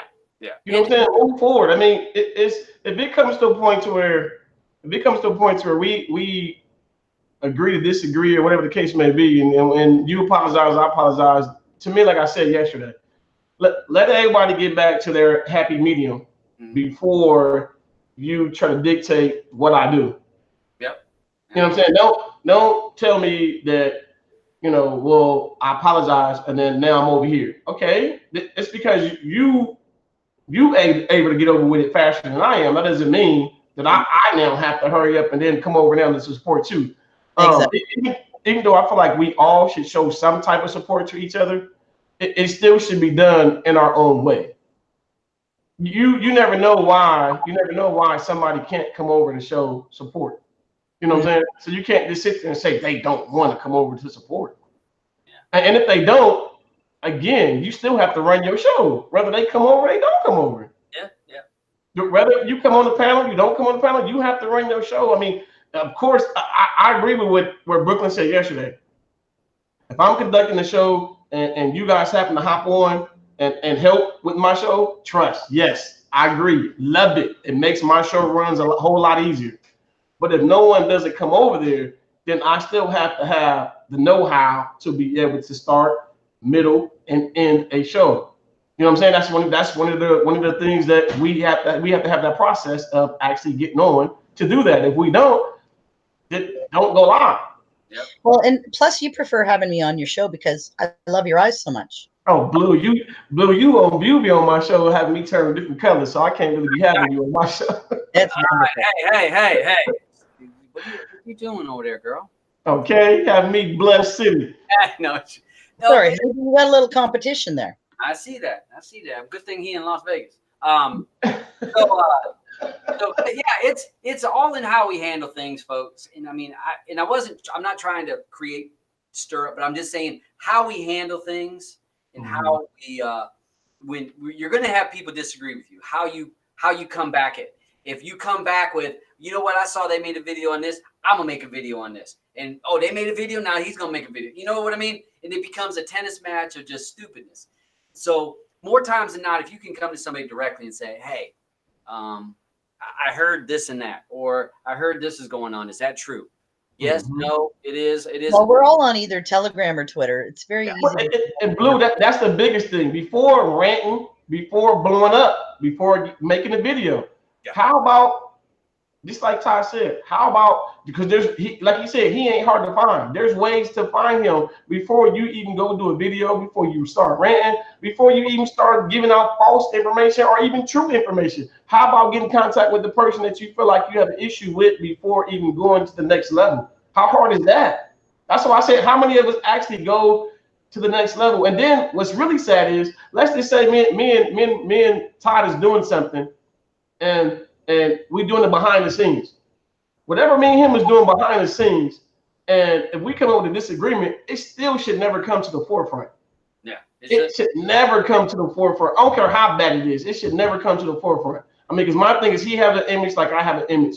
Whether he was right and I was wrong, or vice versa, it still shouldn't come to now the community is now trying to decide whose side to pick. Or because I'm quite sure when he tell it, he's not gonna tell the whole story. I'm not gonna even probably tell the whole story. No. You know what I'm saying? So when it comes out, and then when whoever else hear it, they gonna tell it a whole nother way as well. So that's the part that gets me when other YouTubers say, "Well, this is what he did to me." If you don't believe me, look, I screenshotted it. Oh, look, I did this and that. And when I was really in depth and doing my videos, guys, I had another YouTuber, which is funny. I had another YouTuber post about me because they were upset with the YouTubers I was interviewing. But what they don't know is I gave out the same. I just changed the name on whoever I was asking to interview. I changed the name. But what they don't realize is when I said I'm going to do whatever you want me to do, I did that for a reason. Because if I tell you, Todd, I'm going to interview you how you want me to interview you, then to me, if you telling me that, then I don't really want to interview you in a sense, because now you're telling me all the good stuff that you want me to tell, that you want me to tell. You know what I'm saying? I want you to be able to say, no, just ask me whatever you want to ask me. It shouldn't be no limitation. It should be no limitation of, well, let me give you a list of what I want you to tell me. Yeah, like Bo, he could say, you know what, we can talk about my sexual prowess, but you know what, dude, please don't bring up the fact that I'm going gray. But that's what I'm saying. Certain stuff I get, but the other part of it, I'm going, come on, man. And then when they would tell me, well, let me show you this. No, man, I don't need you to show me anything. That's the part you're missing. Whatever you got going on, let's just say I was interviewing you, Todd. Yep. But you and Blue was beefing. And then you go, well, Bo, let me show you all the stuff that Blue did to me. And you try to, I don't want to see it, because that's between you and Blue. I have nothing to do with that. Exactly. The community is as bad as it is, because it's always, let me show you the other person's wrong. How do you know that? You know what I'm saying? What you showing them, it really was what caused the problem. Yeah, because I'm just using you as a tool. If I'm like, Bo, I want to show you this. While you're interviewing me, I'm going to show you this beef that I had with Blue. Then I'm just using you as a tool. Am I there? Am I there because I want you to interview me, or am I there because I want to use you to get that Blue right? Get back at her. Sorry, guys. Can I clarify something? When I was talking about Todd's gray hair, that was not a bad thing. I think he looks sexy. Like,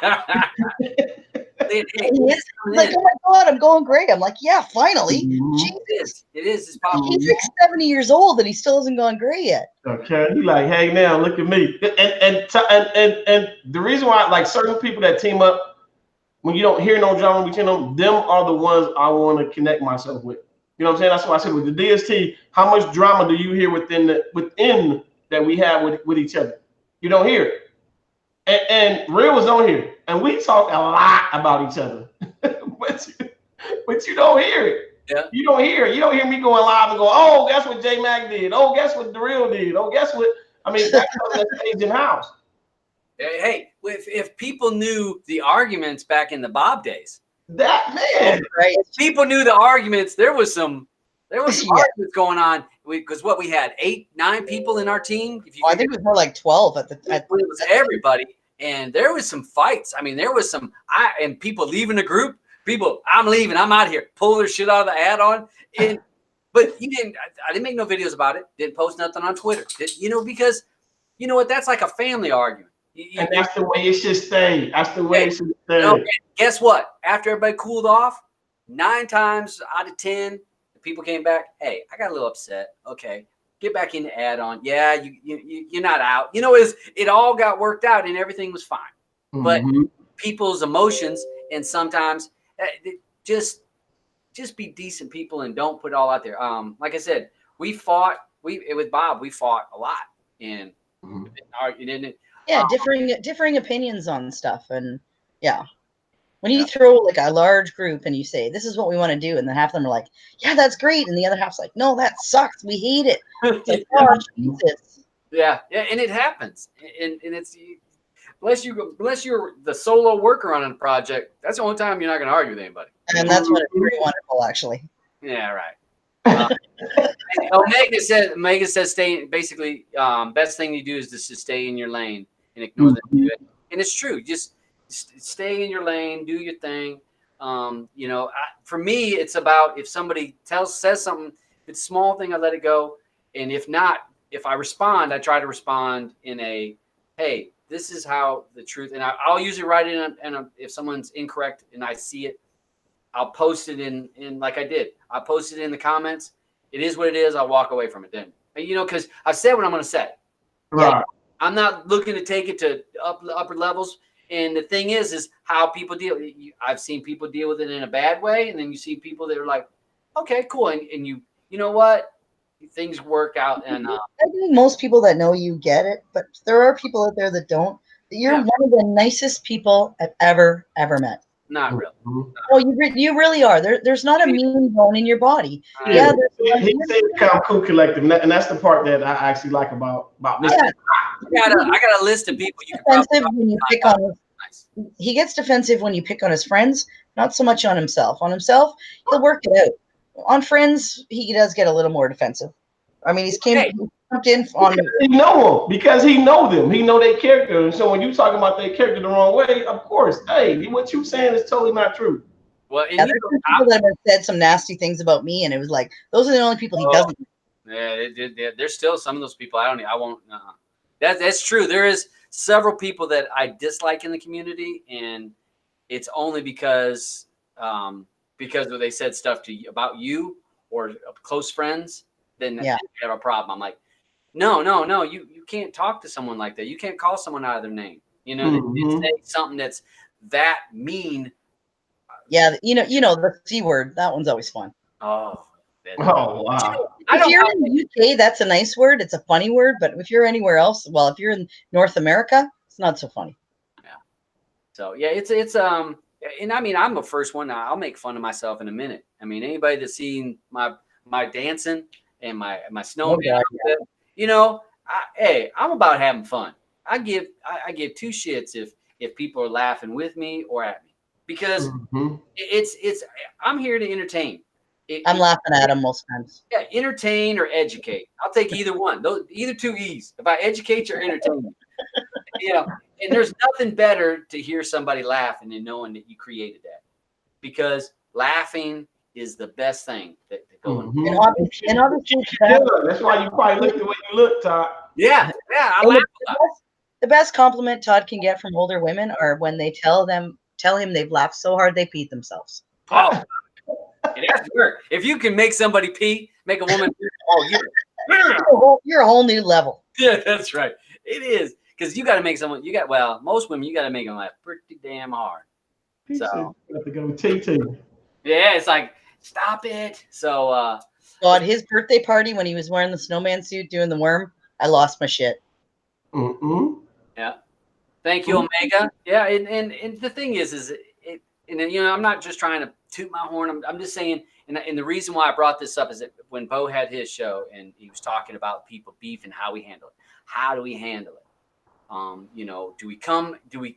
Someone comes at it with some negative energy. Do you come right back at them with more negative energy, or do you say, wait, let's defuse the situation? So, you know, I'm just saying, folks, just try to get rid of the negative energy, because we're all here to teach. And like I said, we teach different ways.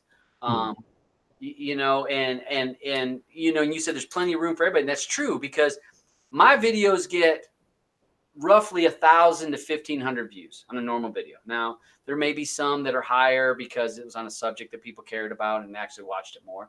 But normally 1,000 to 1,500 views per thing. So now that is those are my core people that are going to watch my videos. They're going to try to learn something. And those are my people that follow me on a regular. Those are the people I appreciate because they get what I'm trying to do. And they're like, I want to learn a little something. Now, maybe they didn't learn nothing, or maybe they did learn something, but they're hoping to. And, well, yeah. Oh, that's a cool new add-on. Oh, that's a cool new app you can use with the add-ons. Yeah. And there's so 1,000 views, 1,000, 1,500 views. Do I think that let's say WaKo, I did my WaKo video. I think it's maybe 1,000 views on that, maybe. So do I think that because since I did a video on that nobody else can do a video on that because everybody needs to come watch my video? That's 1,000 people may have watched my video. And do I think, and I got such a big ego that I'm going to reach everybody on YouTube world that wants to know about that add-on? No. No, you do realize though half those people are actual YouTubers watching that to go make a video right after, and now they know how to use it. Yeah, like, damn, thanks for spreading the word. Yeah, but yeah, but if Bo does that, guess what? He's gonna reach some different people. And Steven does a video, he's gonna reach different people. Each person does it. Everybody's learning because and totally, and the more people that that is a cool app. Right, and why should it matter? What should it matter? Who total is higher as far as reaching people? It really shouldn't. It really shouldn't matter. I mean, as long as you're reaching people, to me, that's all should matter to me. It shouldn't be, oh, well, this person got 1,000, this person got 2,000, this person got 200. I mean, it does. You don't know where they bringing them in or where they drawing people in at. No, and I think Todd's flattered at the fact that sometimes he's one of the first people to find something, and then it gets really popular, and that's cool. And if we've had a lot of times I've said that I'll do videos that are more intense and more boring because I'm going to cover everything. And they're really long. And people watching, they're like, hey, I learned how to use that. Now they may go out and make a video that's only 3 minutes long, but now they understand how to use the damn thing. Exactly. And because I know that there was when somebody did some Destiny videos early on, they didn't touch on none of the stuff that made it different from other add-ons. And the developer of Destiny says, this guy got all this stuff wrong. And I was like, yeah, he did. And he goes, and he didn't even show this. I'm like, I know. And he goes, well, why wouldn't he show that? I'm like, well, it's because he wanted to be the first one to make this video. And plus, yeah, he never went through it. Not that he wanted to show everything about it or to be the best video. He wanted to be the first. So he's the first one, but he's only showing a tenth of the stuff that's in it. I said, I'm going to do a video once I understand it more. And it took a week of me messing with the add-on before I said, all right, I understand. There's a lot to it for sure. That I can explain it better because I want to explain it and give it its due justice. And that's how I try to do my videos like that. I try to give the more in depth, the more underneath the add-on and what makes it different. I could do a video every single day about an add-on. Every day I could do an add-on. But why? If it's just a Gen 4 or Gen template and it's like every other add-on, why am I going to want to talk about it? If it's another Exodus fork and it's like all the other Exodus fork, why am I going to want to talk about it? Why talk about this add-on when it's exactly the same as you've seen from 10 other ones? So if it's different, I want to say this is why it's different. This is why. This is why you need to check out this if you want these features. If you don't, well then fine, stick with what works for you. But that's me. But not everybody like that. There's a lot of people like, it's the first one. I want to get on there. So that's just how I do it. And like I said, I watched different guys. I've watched Next Level was going to be on, but he got busy tonight. He's in now he's not in the Kodi scenes, but he's in a lot of the APKs and doing a lot of others, and he does devices. I've been watching his videos because I was like, where did he come from? I didn't know about him until I saw him on your show or Jug's show. He was on mine. He probably was on mine. You probably seen him on mine. I know he grew like, but it's the way he grew, and then he was showing me how he grew, and like I said, I actually like how he actually is growing in the community and the knowledge base that he has. He has a lot of knowledge base. Yeah, and he seems very technical on stuff that I've seen. So he's not just doing this to try to be a you know, hey, I'm trying to be a YouTube sensation. You know, Mm-hmm. I've got that title. I'm the motherfucking YouTube sensation. I figured I had that title 2 years ago. I just haven't. I've got it. It's just not everybody realized it yet. So I just like I'm waiting on my. I got to get one. I got 600,000 views. I'm waiting to get my 1 million so I get my silver button that I put it on the wall. So I only got 400,000 more views. Everybody watch every one of my videos every day, multiple times a day. I need to get that 1 million views. It's only need 400,000 more. Only 400,000. So yeah, but it's all good. It's good to have to come on there. I enjoy being on y'all's show. Like I said, I've been on your show and Dell, Doug, and Stevens. I enjoy it. Yeah. I like having you on. I actually like when you free and you I see you in the chat. That's why I'm always, hey, you want to hit the bell? Let me know. Yeah, and it's, you know, to me, it's, I know that I have to be careful because sometimes when people say, well, how does that work? And I start talking at this level, and not that I'm a coder and not that I'm some special developer, because I'm not. I do have a basic understanding of how things work. So I'll be talking at a level and, you know, everyone else like, I don't know what the hell he's even saying. You know, kind of like I feel when Carl's on here and he starts talking about networking. Oh, Christ. And Carl gets to talk about networking. I started to glaze over. I'm like, I don't know what the hell you just said. I was going to say the same thing. My eyes, I started like, oh, what's Funplex? Yeah. Yeah, I can't do that. I can't just all of a sudden be like, yeah, I'll go over here and look. So, but yeah, you know, I enjoy people, and it's just that I know that certain people talk at a certain level and you can understand some. And like I said, I'm on different shows, and I have to just keep in mind, okay, and not that I'm trying to talk down to people. It's just, I want to talk at the level people understand. Well, and the thing is, if they don't get it and they have questions, they can hit you up, and you'll direct them to a group that'll help, or you'll, you know. So if you guys don't understand what he's talking about today, just ask him, and he'll hook you up somewhere. Somebody can show you how. That part. All right, we have SS Stealth. Got a question. Blue, you want to take that question? Did you see that? What the question is? Hasn't Aries been gone for like 2-3 years now? That's what I was thinking. And I'm not. Aries out. No, Stealth. I'm not. They pulled that wizard when everybody got their letters before Nan got their letters. Okay? Oh God, yeah, that was years ago. It was after TVA. It was after TVA, and then there was a slew of letters came out right about then. So not only is the wizard old, but all the builds are old. So. Yeah, that's been gone. So I would be very. That's a. We can point you in other directions. I would most likely, what I would probably do is go and download One Nations or Kodi ones, or some of those Grindhouse or somebody else's wizard. I would get one of those wizards. It's a newer one, yeah. And then use one of those wizards to get your backup if you're wanting to do some other stuff. But that wizard, I mean, I'm amazed that it's still around, because I'm just thinking, yeah, it's obsolete. That would be like seeing friggin' mashup around right now. Yeah. And then these box is like a media server itself. It's not a wizard. Well, but that Aries is just maintenance now. Well, see, but it's not just so much maintenance. It's that maintenance, that tool still works in a lot of ways, but some of it. Some of it. But then as Kodi, because that was written back on Kodi 16. Yeah, probably.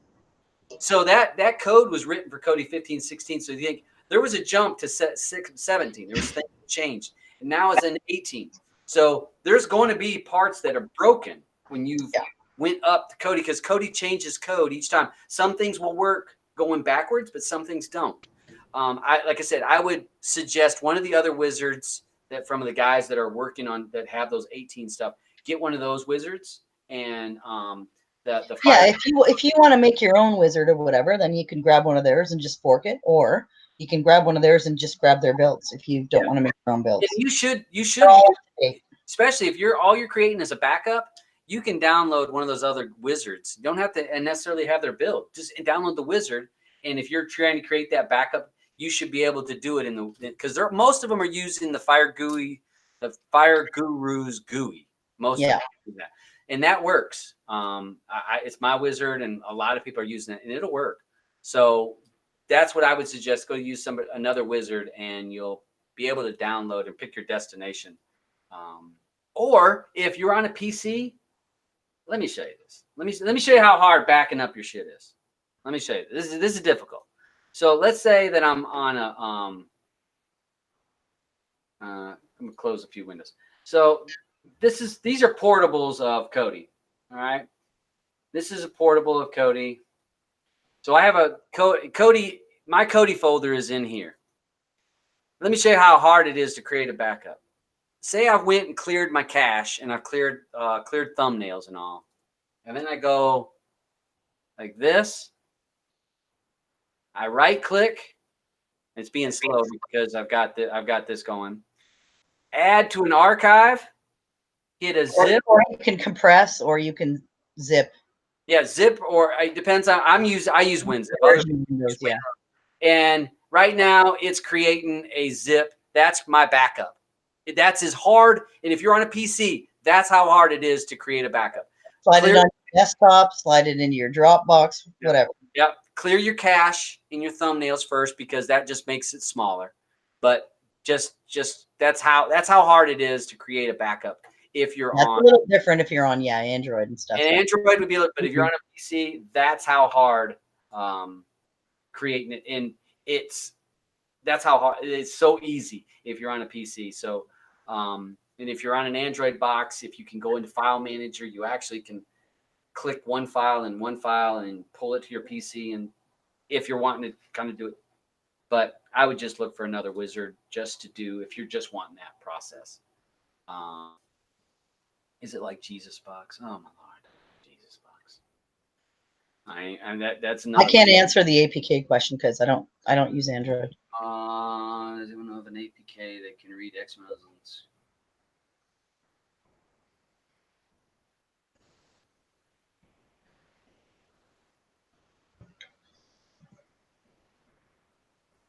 See, an APK that reads XML. You mean it would be like a file explorer, like or like a gen, but in an APK. Yeah, I don't. I mean, I've messed around with some different APKs, but I don't know how that. You'd have to maybe do some searching. Omega, do you have an APK of your own? Like a. Oh, Bo cut out. Yeah, work called, he said. All right, sorry. Hey, Bo. Well, thank you for being on the show, Bo. Sorry, I was running my mouth and when you let out, when you jumped out. But thanks for being on the show. Thanks for doing the right things in the community and being part of that positive flow and the positive energy. So, and sorry, my girlfriend has a little crush on you.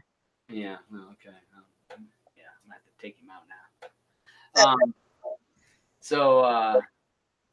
Yeah, so she's wanting to read instead of it.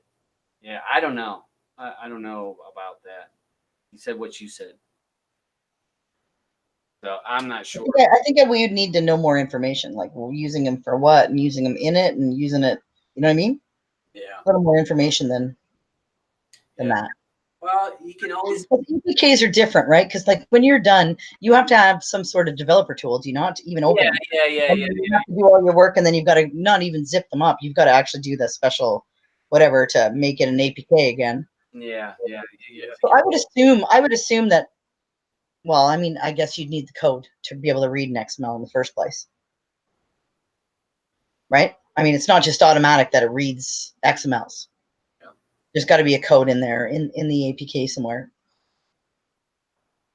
Yeah, but that would. I don't. It would depend on the APK, I guess. Yeah, and what I would suggest is, not to say just look up, try to Google it, but I'd also, if you were in some of the Telegram groups or try to get in groups that are APK based, that would know how some of that stuff. Because I've never decompiled an APK. I didn't have to. When I worked with Droid Buddy, the guy, I created the list and stuff, and then he created the APK.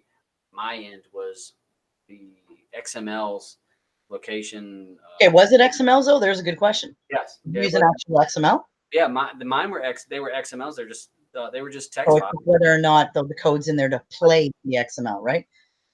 Right. It read them because yeah, it would take you to the website to download that. So yeah, that was in because because I would have that on my server, and it was basically just a long XML, basically like a playlist is what it was, because it would the name of it, the location, the thumbnail, and the fan art, and then the next one. So. Okay, I don't know anything. He just asked a question. If I have multiple builds on my PC or a portable Kodiak, I'm not sure what a portable Kodiak is. Yeah. How can I get to my hidden folder? Well, if you have portables, it's really, really easy to put them right on your desktop, and then that's where you actually find them, is right on your desktop. You're going to point to where you want to keep your portables. And it's not going to be in the app data folder. It's not going to be in your roaming. It'll be wherever you put it. Yeah, you saw when I did that, when I showed you, I went to that folder. Portable, yeah. And you see it. It's a portable folder inside that folder I made for Kodi. And where was that? That was right on your desktop, right? Yeah, my desktop. I have about 10 Kodis up there. Maybe show that again. Yeah, let's see. So don't judge me on. Yeah, to make a portable is very, very easy. When you're downloading Kodi, before you get to the run stage, you don't run it. Right. You go into the properties and you just add, at the very end of the exe, you just add space -p, and it makes it a portable. Then you just make a shortcut and you're good to go. Yeah, and see, all right. So like she said, so I told Kodi, this was the Kodi 18, because you can see, I told Kodi 18 and it was Kodi 18.2. I told it to go to this to install in this folder. It installed Kodi. And then, like she says, what you have to do first, though, is you have to create a shortcut. Yeah. So I create a shortcut. Yeah. Here's my shortcut. Now I go to the properties, and just as Blue said, you see where it's target, space, -p, and then apply. Okay. And then what happens when I open this file, it makes this portable folder. If I don't make it space -p, it will put it it creates a Kodi folder inside C, user data, blah, blah. Overwrite your original. Right. But if I do the space -p, it puts my Kodi is right here. And this has got my add-ons. Here's the add-ons for this.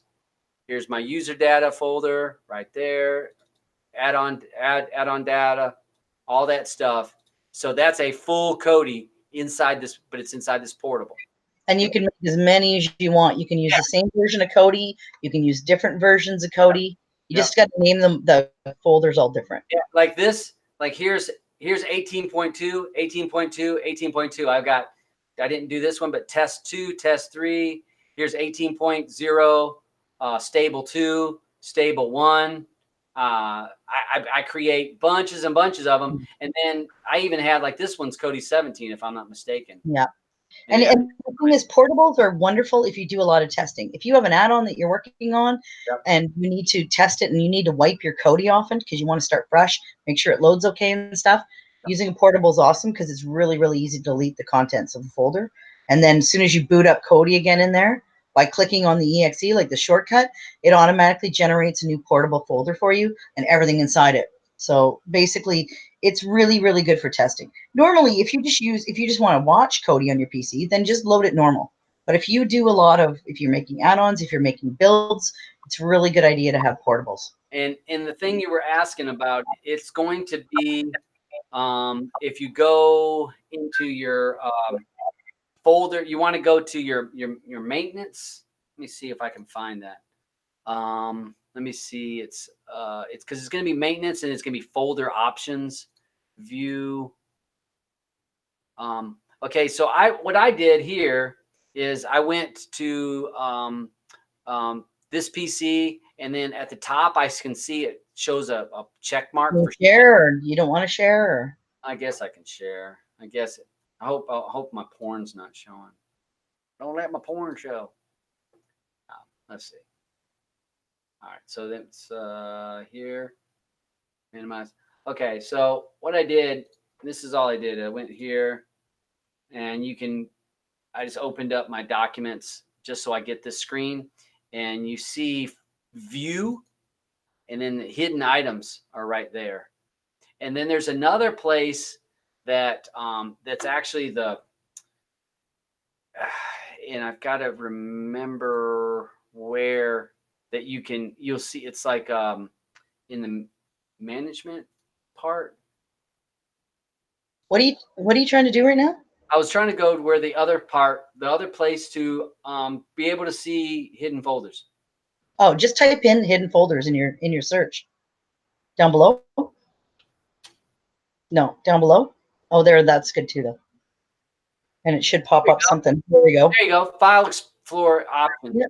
And see, it's actually already checked on yours. Yeah, I show hidden folders. So they can do it through the search too, down in the where it says type here to search. Yeah. Or you just type in hidden folder and it'll automatically show you where to go. Yeah. So that's how you can get those hidden folders if you're wanting to get a backup but if you're somebody that's like us that messes around with a lot of codes, you want to try different builds. You're like, I want to try this build, that build.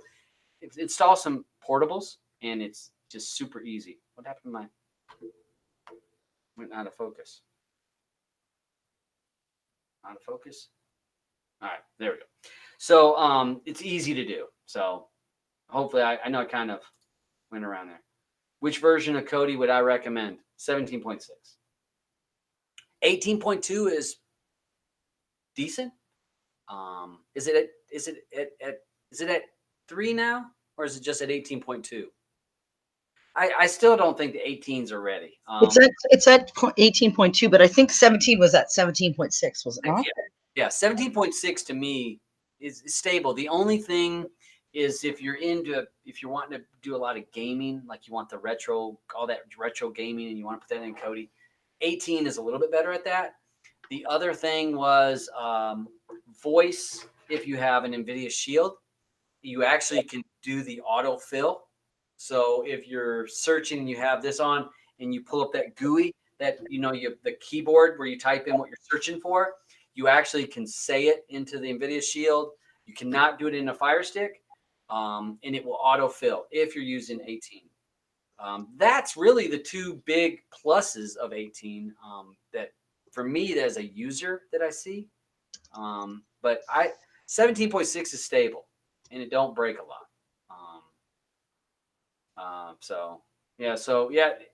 There's plenty on the port. Setting up a portable. I know I made one a long time ago, so it's easy to do. There's plenty of us have made videos, so you should be able to watch somebody's video to figure that out. It's great to have, though. I mean, multiple versions is great if you're playing around. And to be polite, if you're watching somebody's video and they have a video on it, maybe just mention that they have a video on it. So, all right. So we got that going on. So, Blue, you got any other big news? We'll see if there's anybody messaged me with. Nope, only the stuff that you and I have been working on. Yeah. Hey, well, I could show it, but I could wait. Do you want me to zip up what I have? Because I fixed it to the art. Oh, you fixed it and then send it to me? Got my Photoshop up and running. Oh, yeah, send it over to me while we're doing this. Give me a second. I just got to get rid of the pios and stuff. Yeah. So what we've been working on is one of the things that the developer of Destiny said right off day one when he created it was, he said, make a fork of this. Make a fork, add some stuff, do something different. Make a fork of this. He says, I'm not. Switch it up to suit yourself. Yep. And so Blue and I messed around with it at 1.4, was it? Or 1.5? Yeah, it was early on. It was early, and had a small fork of it and didn't share it because it's just for us and our friends. And then he was releasing a version of that about every day, and it's up to 1.27. And so what we've doing now is her and I have been messing around to make a fork of it. That's for us. That's going to be for us and our friends. And we changed some stuff in it, and we wanted something because we liked Destiny, but then there were certain aspects of Destiny we didn't like. Not you know, that's not knocking him. It's just just as aesthetically. Yeah, things that worked for us that he had in there. We're like, I'd do that a little bit differently. So we've been working on that. She's been doing all the work. No, that's not true. I'm pretty. I'm the pretty one. No, but we've both been knocking it back and forth, sending it back and forth. And so hey JJ, nice to see you. Hey JJ, maybe one day you need to come on the show, bud. Hit me up. He doesn't have a mic. Oh, okay. Yeah, the WaKo is, yes, that is the one made by Jean Baptiste. Baptiste? Baptiste? I think it's Baptiste, yeah. Yes, that is the one by him, and it's good. It's a neat little thing. So you still finishing up? Yeah, it's zipping right now. Okay, all right. Because there was been working on things, and we've been sending it back and forth, and I do this thing, and then so then yesterday I did some work on it, and I sent it to her, and she says, "I'm looking at it. I don't see any changes." I'm like, "Yeah, I sent it," and then because I have multiple Kodis, and I sent her all the copies that was from the wrong one. Original 1.2.8. Yeah. I'm sending her the files that are in that to her, and she goes, "I don't even see the changes I made." I'm like, "Yeah, they're all there. I even changed it more." Yeah, and it's like, "Oops." So yeah, it was fun. I liked it, and I like what we've done, and we'll let him look at it, and if he wants to implement I just sent it over. All right, so let's see. We switched up all the settings a bit. Settings was a big one for me. Did you up the number? Do I need to? No, I went to 4. Do you want me to change it to 5? Give me a sec. No, because it's taken a few seconds to, it's still sending. You know how it does because it's through Telegram. So what I'll do is I'll uninstall it so I won't get the. Okay, well, uninstall it now because it's done now. All right, so let me crank open. Well, and I guess you have Destiny installed already, the original. Yeah, but which means because ours is named different, you could have them. You could show like one settings to the next kind of thing if you needed to. All right, let me uninstall that. Oh, and I got to change the. Oh, it's in window mode. Oh. All right, that's okay. So let me download this from you. What do you guys use, Todd, for accessing Android now?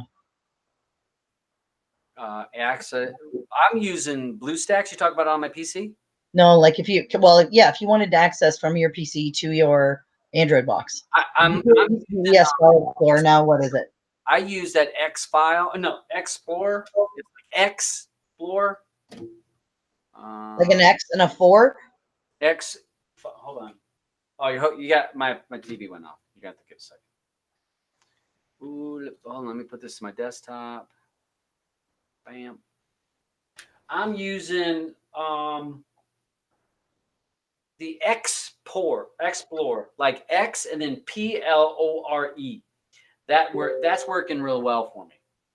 And I can turn on the Wi-Fi thing to it, and I can move files around. If you're on your same network, you actually can log in directly onto the Shield, but I think because I'm using a power line adapter, I can't do that very well. So let me share my screen, folks. Let's see.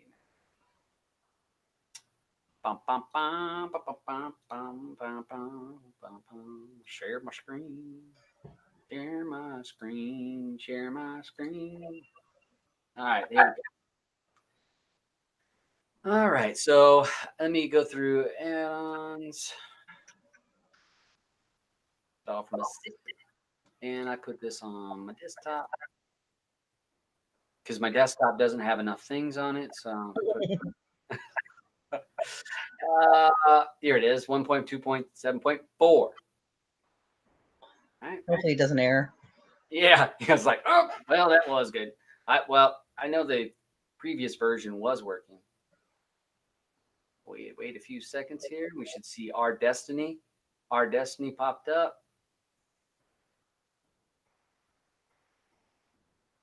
Okay, here's our Destiny right here. We left him. We left him as the developer because he's the developer. The only thing I love the fact that there's a spelling mistake right in that. What did I mess up? Our taste versus out taste. Oh, well, we'll fix it. Don't worry, I'll be good for that. There's another fix for you. Okay, so do you want to go? You want to tell people what you did or what we did? Oh, we just okay, so the original Destiny has a lot of stuff on the main menu. It's got a lot of settings, different settings like clearing the cache and stuff like that were right on the main. So what we did is we made our own tools folder and then we put them all in that. Yep. So it the main menu a little bit. Yep. These were all on the main menu. So that's so we cleaned it up and put them right in tools because it makes it just made the main menu just a little cleaner. Same thing with there was like actors on the main menu. We moved that into like movies. Yeah. So we made it a little smaller and a little easier to navigate. Yeah. And we got rid of a few things in here. It had the best movie in the last 20 years. Yeah, about last 10 years. And we got rid of that for our tastes. Yeah. And now he added one click in the 1.2.6 or 1.2.7. And I also have an RD. There's an RD one click. And yeah, if you authorize your RD, another tab, like another category will pop up saying one click RD movies. Yeah. And again, these are all in the Destiny. We just changed them and moved them around a little bit. TV. Yeah. One of the things I love Series Tracker. I use Series Tracker on my Shield. I said it needs to be at the top of the list. I wanted it real close because it makes it so easy. It keeps track of all the shows I've watched. As soon as I watch a show, it remembers the show and it just adds it. So I wanted that to the top of the list. And then we got rid of a few things that were in here. Again, the best show in the last 20 years, 10 years, and other things that we were like, don't really need those things or it didn't work for us. Yep. And we made a live section. It had a bunch of sports right out on the menu, so we consolidated them into a sub menu. Yeah, all these were on the main menu also. Live TV, all these were main menu items. So the main menu for us, there was so many items. Yeah, it was long. It was just too much. So we made it a live section. To us, it makes sense. Any live stuff is in there. Gen lists. We put our two lists in there. So we have our own in there. I won't really go into those because tracked is still there. Go into the settings. I'll go into the settings and we did some changes in here. So you go ahead and. Once again, consolidated stuff. There were a lot of different sources tabs. We consolidated them into one. Shrunk up like where you could have your in RD and go slide over and then slide to the bottom. Or you can just go from the top down. Anyways, so there's a whole bunch of RD servers. So I basically closed it off so that it doesn't make that list huge. But if you click it and enable it, you can see them all. So if there are any you want to turn off, you can. Same thing in torrents. There's a bunch of torrent servers. You want to go in there. In order to see them all, you just have to enable it because I didn't want the settings to be too huge. I didn't want them to be, like 100 lines long. So anything that would shrink up, I did. But then you can click it by enabling it. And then it says, like, go back to the bottom again for 1 sec there, hon. For Real to Bread? Please. And as you and I like this one? No, Real to Bread. And then slide over. There we go. And then slide up. There we go. So it'll say right on them, click to see RD servers. So you know that there's going to be a bunch of them there. If you turn it off, it's gone. You want to turn one off if you know for a fact that it's giving you problems. Yeah. If there's certain scrapers you want to find it. Yeah. Easy to do, but just clean that up. And I know that this was added.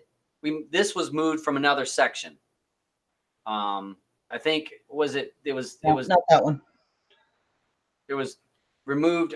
It was removed duplicated links. All right, that's in another section. Yeah. So but it basically made the settings a little smaller too. Yeah, and moved so yeah, Destiny is very, very intricate. Like he's got basically where you can turn off and on pretty much everything in the add-on, and it can get a little confusing.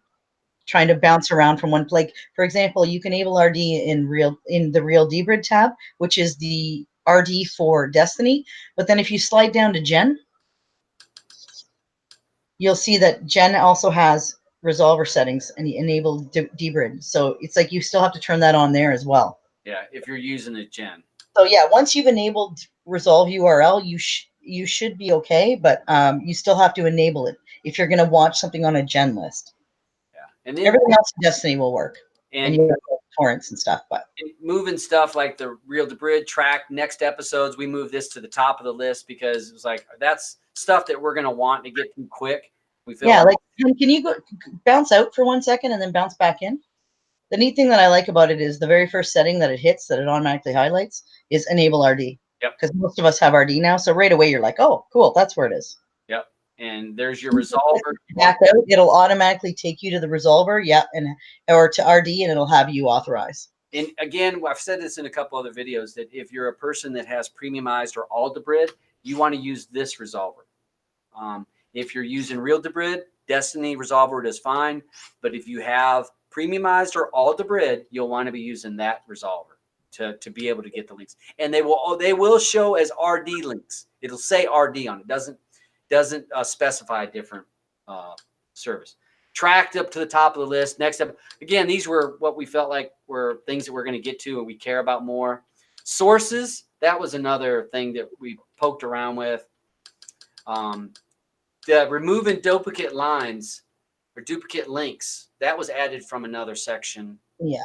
Felt like it was more of an important to be in this section instead. I think it was in another source tab. Source filtering, I think. Yeah, I kind of combined them. Yeah, just put that link in there. Again, all those stuff was already here. Gen settings and Gen address were two totally different things. I just combined them in the Gen settings. Yeah, so yeah, you go to Gen. Yeah, go to the Gen settings. This is the settings for Gen, and then scroll down. Yeah, here's my Gen, and here's where you can add your gens down here. And the other thing that we got rid of was Destiny would allow you to have a category. And then you could have 20-some other gens inside category 1. So when it would display, and I showed this on the last video I made, and it would combine the lists from all the stuff that you have in category 1.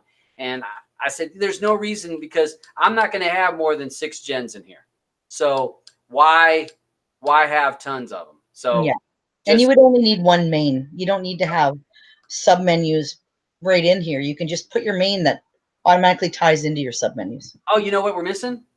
What's that? My address for my my list here. No. Yeah, it didn't have it. Yeah, no, it should be. To go back. All right, hold on. Let me get the raw first. And then the one you sent me was wrong. I went and got the raw. The raw's in there, hon. Okay. Category 2 doesn't have none. You did something weird to it there because it was in there. All right. There it is. See, look. I just put it in there. No, hold on. If you hit defaults in there. I didn't hit defaults. I actually put it in. Scroll down. It is in there now because I just put it in there. Still hit defaults, and if it's not in there, it'll take it out. Oh, look, it's still in there. That's because it's in the settings. Oh wait, please still be in there. Yeah, I put it in the settings, so it's good. Let me back out and go back in. I think I was right. I think you might have deleted it by accident. Yeah. Okay. So that was in there. Never mind. All right. So you can put up to 6 gens in there. But yeah, you can open a new one, and if you don't want to put it in the settings, click on it again, hon, and then go down there to Gen 3. So it's very, very simple. You turn it on. You change the category name to whatever you want to call. Yep. So if you hit it, it'll bring up a keyboard. Yep. You call it, Yep. Bob's Gen. Yep. You can add an icon if you want if you want, and then just your paste bin or your server URL right there. Hit OK, and your gen will show up. Yep. Main menu. Since we changed the main menu, had to get rid of certain things that were in the other main menu, so got rid of that. Quality, left that. That's all the same. The M3U8 list. Her and I both don't use an M3 list. So why have it at the top? We moved it way down. Torrents, we don't need that up there. And automatically one of the things we turned off the free player because we don't use free player. We turned this off, the warning, because we don't need it. We did leave on the enable torrents sources because we want to be able to pull torrents for real to brid. Subtitles. Didn't you add this? Wasn't this added from the torrent section? Yeah. 2 things. So you took it from the torrent section, put it in the subtitles because it made more sense. Subtitles. Yeah. So we did that. General, since these things weren't that important to us, moved it way down the list. Download. Again, these things are in Destiny, but we just left them at the bottom of the list because we're not going to use them. We're not going to be using the metallic button, so that needs to be at the bottom. And didn't you add debugging to this? Yeah, it was just a log. It was in torrents, wasn't it? Something like that. Yeah, so just added that button in here so that you can this gives you a log. So that's basically what we did. And yeah, we all just basically aesthetics. Yeah, and just move some stuff around. Okay, and one cool thing about our add-on, we have the same artwork as him, but he reduced the size of it. Go back out to the main screen, hon. He reduced the size of it so you can't see it as clearly, but I don't know if you can tell, but in each of these, in the world there's a different little picture. Like there's Spider-Man, Jen, it's written Jen in there. So it's like, I made cool little, it's ridiculous, and that's how I work. It made the add-on a little bit, or the add-on's a little bit bigger, but it's you can just make it out a little bit better. It was only like 5 megs or whatever. It wasn't very big. Yeah, but there's little things, and made that. And so let me go into. Yeah, he's got a really nice base. If you do want to fork it, it's really nice. So I'm gonna go in here. So here's a default. Here's Destiny. We got rid of that. And like this is what. Yeah, 23 items on his main. Yeah, and that just for us didn't fit. But he has. I mean, it's got. So basically, we used what he had, and we just changed it up a little bit. Yeah, we moved it around and took some out. Yep, and see that was another thing. Look at we moved the 1-clicks up at the top. That was what the other thing. We moved these up to the top because I was like, that's kind of neat. Those 1-clicks. So yeah, it's and that's the idea is we didn't do it to try to outshine or something like that. It's just a matter of, create a fork, create something a little bit different. Again, a fork should be something, an improvement. It should be something a little better or different. It shouldn't be just a clone. Now you can make a clone, but it should be different.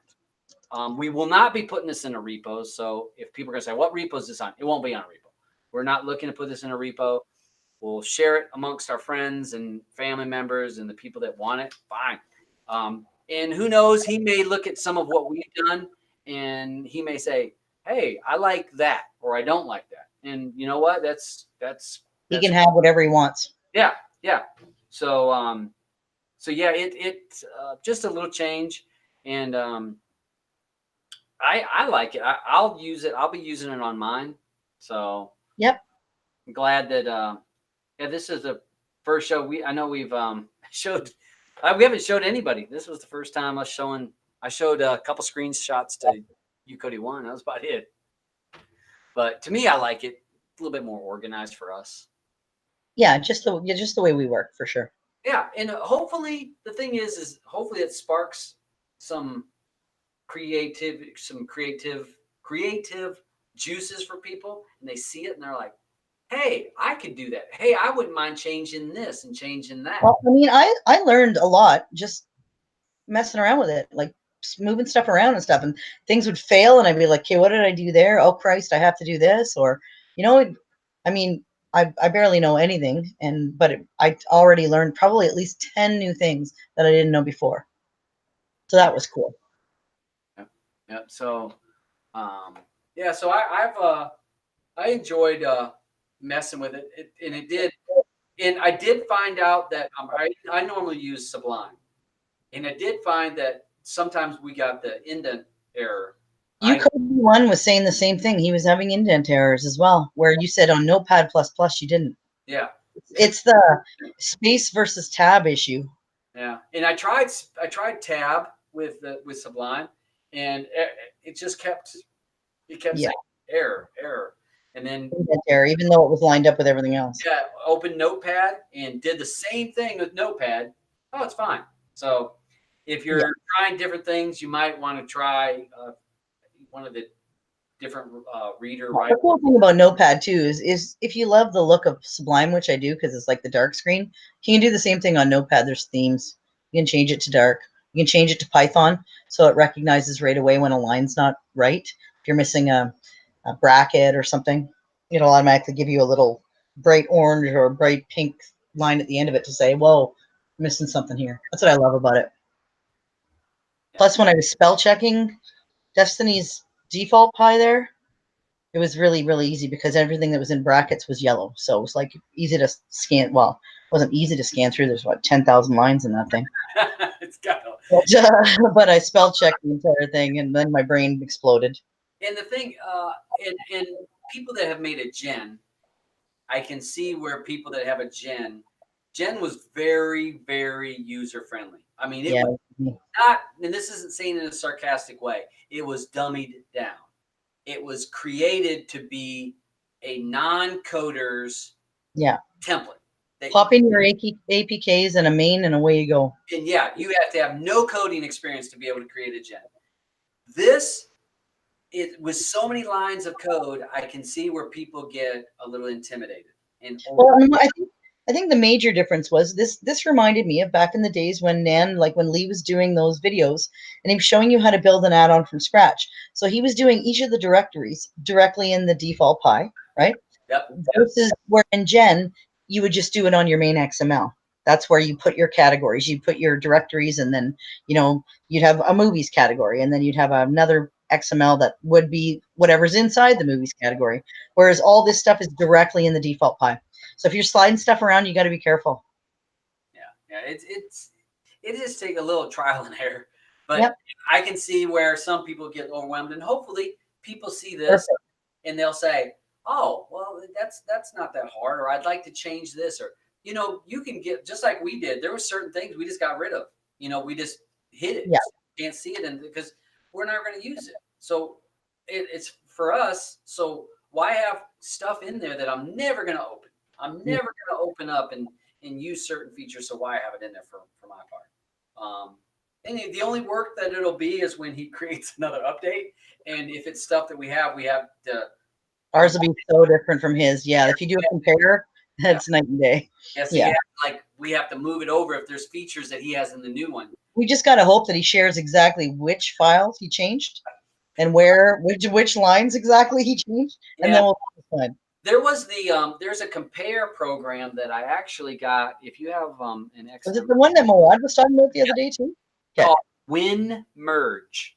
And Moad posted this and I used it. It is awesome. If you have two XMLs of the same thing, one is one version, let's say you created a version and then he's got a new one, to see the comparison, to see what's different. It highlights what lines are different. And you can see what lines are different from this one to this one and what lines are different from this one to this one. And you can move them. It's called WinMerge. So if you're a person that wants to mess with those things, go check that out if you're wanting to compare two XMLs. It'd be a great way also if people think that there's a fork of something, like, that looks like a fork of my work. Well, hey, you could grab the two XMLs, put them side by side. They're going to tell you how many lines are different. Yeah. So it's a neat little tool. If I used it when I was moving a lot of stuff, because like I said, we were 1.0.4 or something like that. Yeah, we were a ways back instead of 2.7. Yeah, so it was a lot of changes, and then had to figure out which changes. Yeah, you did really good. What changes are we gonna keep? What not gonna keep? So it was a good project. It was a week. It's been a week. Yeah, I think so. So yeah, not counting the very first time, but this was like a week when we're working, so we're not working on it all the time to do a little edits. Hopefully people get an idea and get inspired. So let me quickly take a look at, and I see no chatter towards me in the Telegram groups. So I'll go ahead and let's wrap her up. You got anything, Blue? Did you want to close with? No, I think I'm okay. That's about it. That's all I got going on right now. Just doing a little bit more artwork for it, and that's done. So I can relax for the weekend and sand my ceiling and add more spackle. So that should be fun. Yeah, you're doing the contractor work, doing a little bit of home Yep. maintenance. So. Doing the water damage crap. Yeah, so she gets to be having fun. I'll just be working all weekend. So, if you're over here, I'd be cracking the whip right now. Yeah, I'll be holding the beer. Yeah, you missed a spot over there. That's Up in there. You need to sand that a little better, get it nice and smooth before you paint it, because that's going to show up when you paint it. So yeah, that's all good. So thanks. I want to thank Bo for coming on the show. I want to thank Blue again for coming on as always. Oh, and I want to thank the person who gave us a thumbs down. Thank you so much. It means the world to us. Already got one? So kind and sweet. Has Griff already been in here? Yeah, it must have been Griff. Yeah. Well, it don't matter. As long as I don't have as many as I had on that Mitch video. That's the only one I had so many to that one. So hopefully again, hopefully everything goes well. Diamond, I don't know if you saw my thing. Thank you for your response on that video. So thank you for your response. Appreciate that. Just hope that everybody gets along with stuff. I mean, we're all here to teach people. We're all here to try to give back, to give people the little bit of knowledge that we have. And we're none of us are experts. I'm by far no expert. Not me either. We have a basic knowledge of what we're doing, and we like to share what we know, and hopefully people take that knowledge and can create something that makes their viewing and their TV movie experience better. And nothing's better to hear somebody send me a message that says, hey, thanks to you and the work that you guys do, I cut the cable and I've not paid for cable. I've not had to have cable TV for 6 months, and I've been able to do this and this with my family. And my grandma's enjoying her EastEnders. Yeah. I mean, it is so rewarding to see those kind of things, and that's what it's about. Is just teaching somebody a little something. Hopefully they gain some knowledge and not try to make a killing. I mean, sometimes people trying to make a bunch of money off this. That's not what we're about. We're about teaching as much as we can. Phil, the storm actually, just about the time I got offline last week, because I actually took that, don't have it on. I took it off because we didn't talk about anything last week except for I had a tornado that was coming this way. But went downstairs, and then the storm passed to the north of us. So I didn't have the tornado because it was close. It was like within 5 miles at one point that the radar was showing a tornado. And, what's not to like, Diamond? What's not to like, buddy? Yeah. yeah. Well,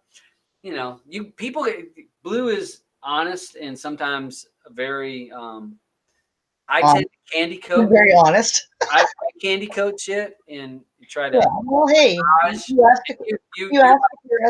ask if your ass looks fat in those pants, and it does, I'll tell you. Don't ask them. If you don't want to know, don't ask. And I'll say, well, you know what you might try to use. Yeah, you'll be more subtle. Like, do you have another set of pants that looks better with that shirt? That's why we work, honey. Pants don't work with that shirt. That's what the problem, not the pants. It's that color match doesn't work. So yeah, I'm not, Diane. I wouldn't. I'm just joking about that. I wouldn't actually say that to somebody, but I am. I'm not gonna lie. I might sugarcoat it a little bit, but I might go, "Ooh, yeah, maybe these jeans would look better." Yeah, so it's fun. I mean, I know that people, when you're in these gen groups, and sometimes people can be, some people can be a little abrupt and be sometimes demanding in some of these Telegram groups, and that's when somebody's like wanting information. They're like, "Answer me." Nobody's answering me, and they'll get like real assy. Sorry, we all got jobs. Yeah, we have other stuff to do. Yeah, we're all not sitting here waiting to answer the question. And sometimes people get a little snippy because they're answering the question, or maybe I don't like that. And that's when tends to Blue and they'd be like, You know, we're not here just to wait for you to ask a question. You know, we all have other stuff going on. If we answer your question, hey, great. But yeah, hold on, I'll get your refund for you. Yeah, don't expect it to happen. Just ask the question later, and someone will answer it. Yeah. It's pretty simple. So I'm glad that everything went well. As always, thanks for watching, y'all. I should have a video. I should have a show next Friday. I should be off. So hopefully I'll be on. And if I have another video to do, if something comes up, I will. I know that one person asked me to do a video about a build that's coming out soon. So I should do that. Is it the one I think it is? Yeah. I want to see that too. Yeah. So I'll probably be on that. Sorry, Crypt. What do you mean you're not waiting for my questions? God, I love you, buddy. Yeah. Well, hey, isn't Crypt waiting on all of our questions? Because you have questions for him all the time. Oh my God, he totally helped me the other day when my laptop died. Yeah, he's waiting for our questions. So yeah, he's awesome. It's a lot of good people. So thanks for watching. Thanks for everyone that jumped on the show to help it. If you'd like to be on the show, if you have a build or an add-on, or you do some stuff in the streaming, or you have an APK, I'm not here to promote you for you to sell your IPTV service. Just saying. But if you have some stuff that you want us to talk about, you want to show, I'm always open for people to come on the show. I don't have just a set group, and I'm like, these are only people. Those are the people when I ask, they come on. The other people that I ask don't respond. That's why they're not on here. So it's not that I just choose certain people to be on. I don't have a lot of people to come on. So okay, next week I'm going to get us a pile. All right. Well, good. Told you, boobs help. Yeah, and you know, I used Google this time. I used the Hangouts because I was scared I was going to have a lot of people. Watch, I'll use StreamYard next week, and you can only have 6. And that's when we'll have 10, and I won't have the room. So, all right, thanks y'all for watching. And streaming matters to us, and streaming matters to you. Thanks for watching, y'all.